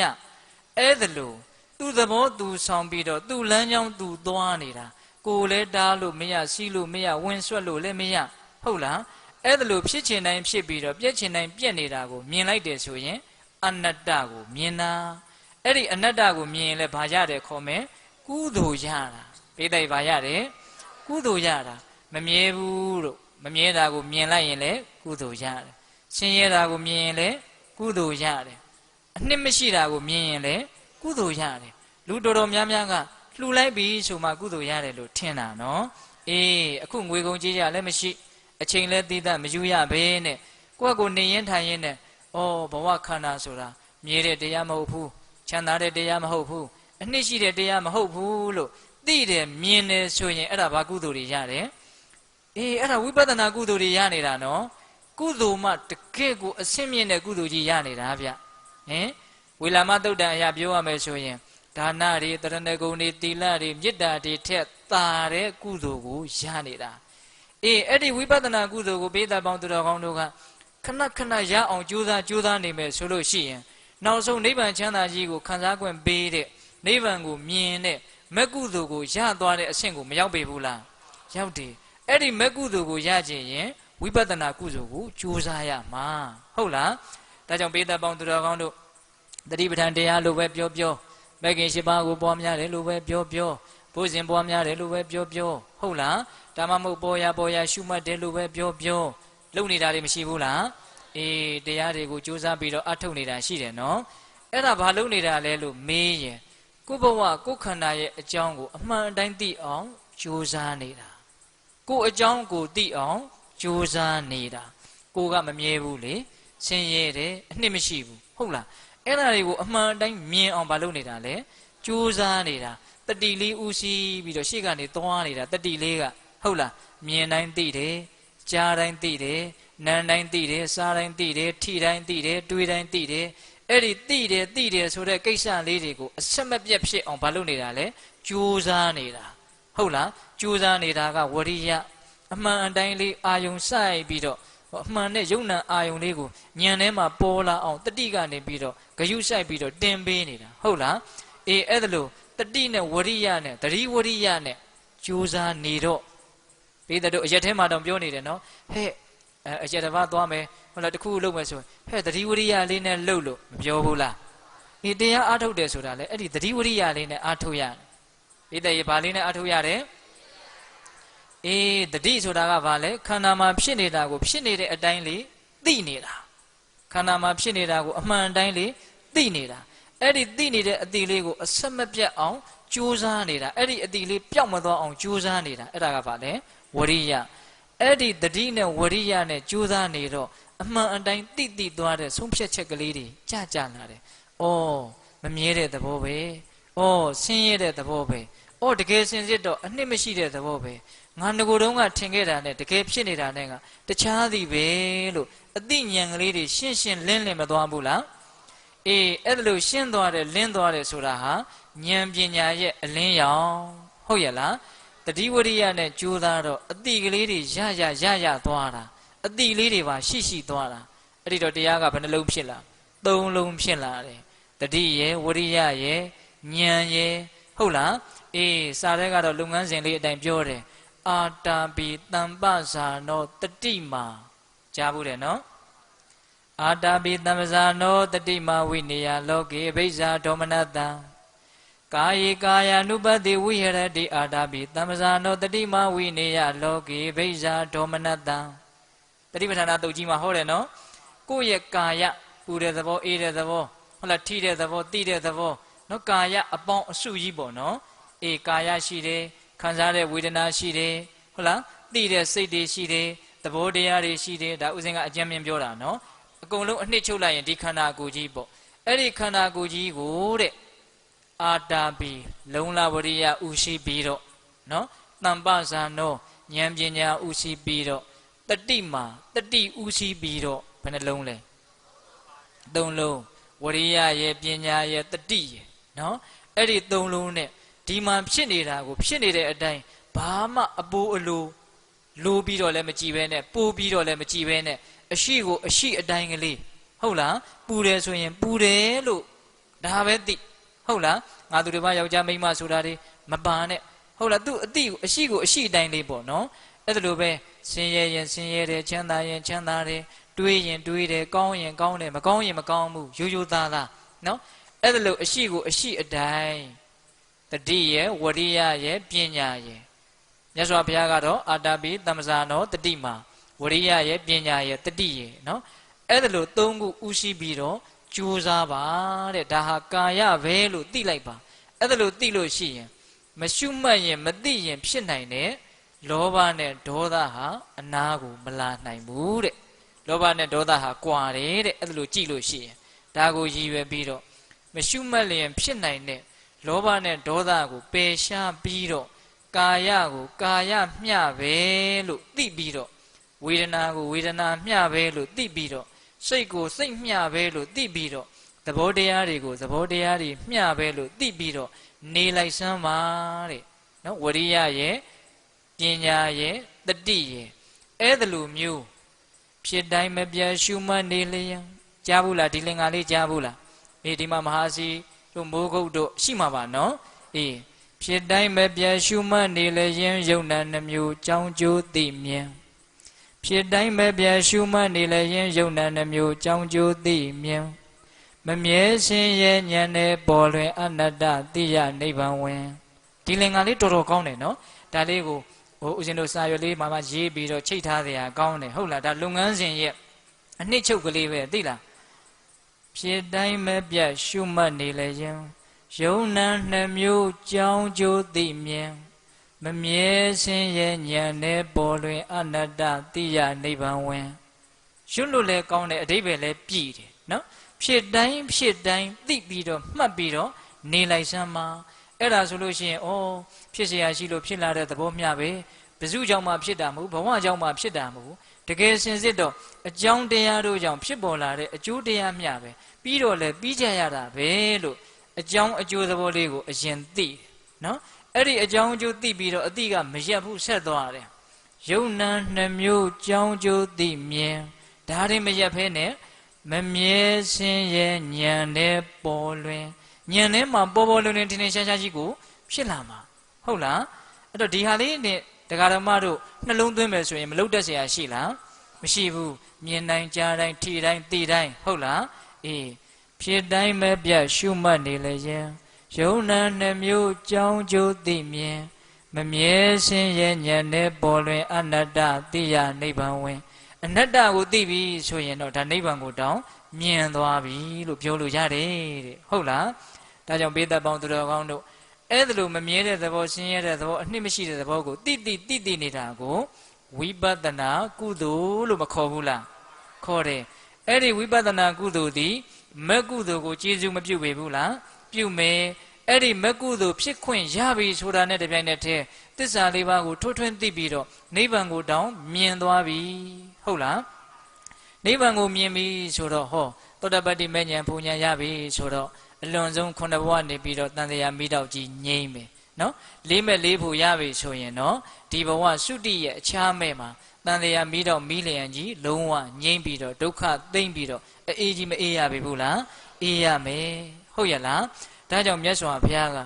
ကုသိုလ်ကောင်းမှုဒီသာလင်အာကိုရာလို့ပြောတဲ့နေရာမှာဒါနတစ်ခုတည်းအာကိုရာလို့မမှတ်ပါလေနဲ့သီလတစ်ခုတည်းအာကိုရာလို့မမှတ်ပါလေနဲ့ဒါနလည်းပြုရမယ်သီလလည်းဖြူရှင်းရမယ်တမာတိလည်းရှိအောင်ကြိုးစားရမယ်ဒါမှအမှန်မြင်ပါကိုနော်တမာဟိတောဘိက္ခွေယထာဘုဒ္ဓမဇာနာတိကိုဗျဟုတ်လားတည်ငြိမ်မှမှန်ကန်မြင်မယ်မဟုတ်လားတမာတိလည်းရှိအောင်ကြိုးစားရမယ်နော်ပြီးတော့ဝိပဿနာဉာဏ်ဆိုတဲ့ကုသိုလ်လည်းရအောင်လုပ်ရမယ်အဲ့ဒါလို့ကုသိုလ်တွေကိုစုံနေအောင်လုပ်ရင်ပါရမီပြည့်ပြီဟုတ်လားအချိန်တန်းပြီဆိုတော့မဲ့ဉာဏ်ဖူဉာဏ်ဆိုတာတွေမရပြီဘူးလားရမယ်အဲ့ဒီမဲ့ဉာဏ်ဆိုတဲ့ကောင်းမှုကိုရပြီဆိုရင်တော့တကယ့်ကိုပဲအငြိမ်းကြီးငြိမ်းရတော့မယ်လို့ပြောစရာအစစ်အမှန်ကိုရပြီလို့ပြောလို့မရဘူးလားရတယ်ဟုတ်လားဒါကြောင့်ဘေးသက်ပေါင်းသူတော်ကောင်းတို့ကောင်းမှုဒီသာလင်အာကိုရာဆိုတဲ့အဓိပ္ပာယ်ကောင်းမှုပြုထားတယ်ဆိုလို့ရှိရင်ဒါနပဲဖြစ်ဖြစ်သီလပဲဖြစ်ဖြစ်ဘာဝနာပဲဖြစ်ဖြစ်အကျိုးပေးမယ်အကျိုးပေးခွင့်မရအောင်ဆန်းဆန်းကြဲကြဲကိုအကျိုးပေးမယ်ဟုတ်ရလားဒါကြောင့်ဘေးသက်ပေါင်းသူတော်ကောင်းတို့ကိုဦးဇင်းတို့ကဒီဇက်တော်ကလေးလူငယ်တွေရောအခြေခံအားဖြင့်ရောသိရအောင်နားလည်ရအောင်ဘဝတန်တရားကြီးတစ်လျှောက်လုံးဖြတ်တန်းကြရမယ် ခရီးရှိပြေးရမယ်မာရသွန်ပြေးသမားတွေဗျခင်ဗျားတို့ကျုပ်တို့တဘွားတည်းနဲ့ရက်မှာမဟုတ်ဘူးဟုတ်လားအေးခရီးရှိပြေးမဲ့ပုံကိုယ်တွေအတွက်ကိုယ့်အတွက်အားကိုးရာကောင်းမှုကံကိုစီးပူးထားဖို့မလိုဘူးလားလိုတယ်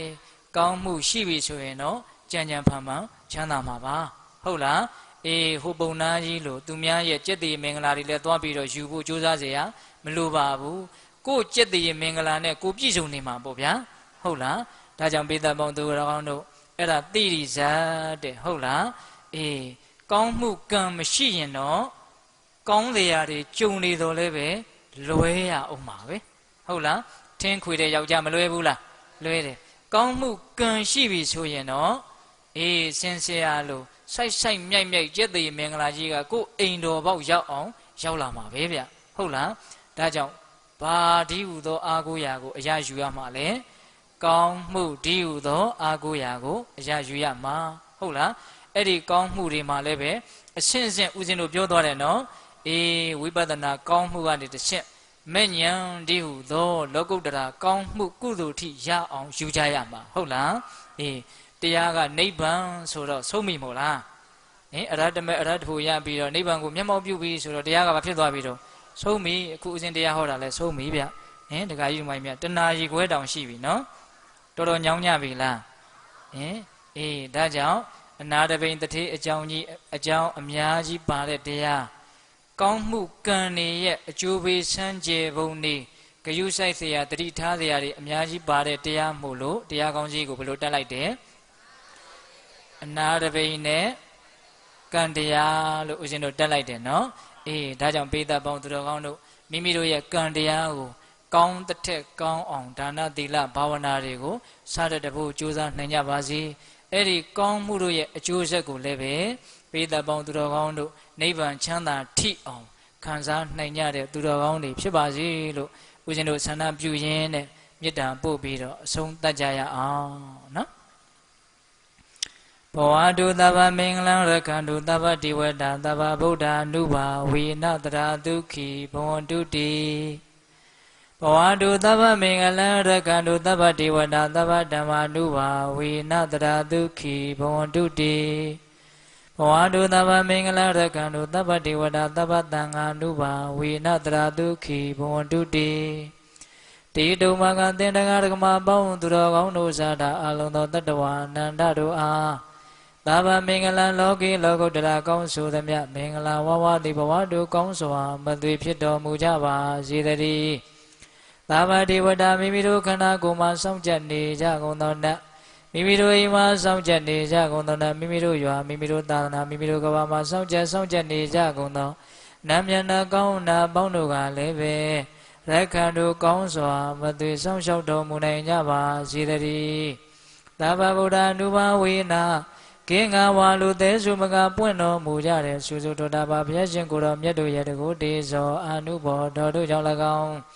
သဗ္ဗဓမ္မာနုဘာဝေနမေလီရန်ပူလိတံနိဗ္ဗာန်ပရိယတိဟုဆိုသောစေတံတော်တရားတော်မြတ်တို့ရဲ့တကုတေဇောအာနုဘောတော်တို့ကြောင့်၎င်းသဗ္ဗသံဃာနုဘာဝေနမေကတံလေးရောက်ပလတံလေးရောက်ဆိုသောရှင်အောင်တော်ရိယသံဃာရှင်မြတ်တို့နဲ့တကွ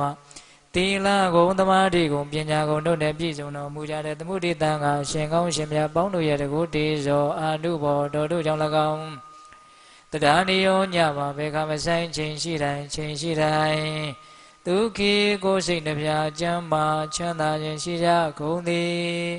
ဘဝတုကောင်းစွာမသွေဖြစ်တော်မူကြပါစေတည်း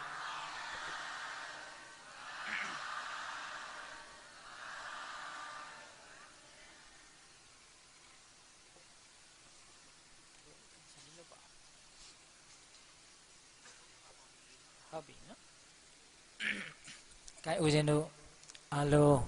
ရှူတောင်းကြအမျှဝေကြရအောင်နော်အားလုံးပဲလက်ဥချပြီးတော့လိုက်ဆိုကြမယ်အရှင်ဖေယဘုရားတပည့်တော်တို့သည်ယနေ့ယခုဓမ္မဒါနဓမ္မပူဇာဓမ္မတဝနာဓမ္မဒေသနာတရားအလှူပေးလှူကြရာဤချိန်ခါ၌ လူဒန်းကြရသော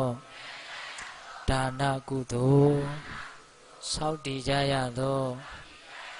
သီလကုသိုလ်တရားနာယူကြရသောဓမ္မတဝနာကုသိုလ်ဧကဲ့သို့များမြတ်သောကုသိုလ်ကောင်းမှုအစွစွတို့ကိုပြုလုပ်ကြပါကုန်၏အရှင်ဘုရားဤကောင်းမှုဤကုသိုလ်တို့၏အစွမ်းတတ္တိကြောင့်မဉ္ဇဉ်ဖို့ညာယနိဗ္ဗာန်ကိုလေမြန်ထုတ်ချောက်မျက်မှောက်ပြုအပ်ပါလို၏အရှင်ဘုရားဤကောင်းမှုဤကုသိုလ်တို့၏ဖို့ဘာကကိုအသက်ထင်ရှားရှိမရှိဖြစ်ကုန်သောဘိုးဘွားမိဘဆွေမျိုးသားချင်းတို့အားအစာထား၍31ဘုံကျင်လီခုံသောတတ္တဝအနန္တတို့အားထတ်တူထမြကုသိုလ်ဤဖို့ဘာကကိုပေးဝေငှပါ၏အမြရကြ၍ကိုယ်စိတ်နှဖျားကျမ်းမာချမ်းသာကြသည်ဖြစ်ကြပါစေသောဤကုသိုလ်ကြာကြာသမျှအမြအမြကျူတော်မူကြပါကုန်လောသာဓုသာဓုသာဓုဤကုသိုလ်ကြာကြာသမျှအမြယူတော်မူကြပါကုန်လောသာဓုသာဓုသာဓုဤကုသိုလ်ကြာကြာသမျှအမြယူတော်မူကြပါကုန်လော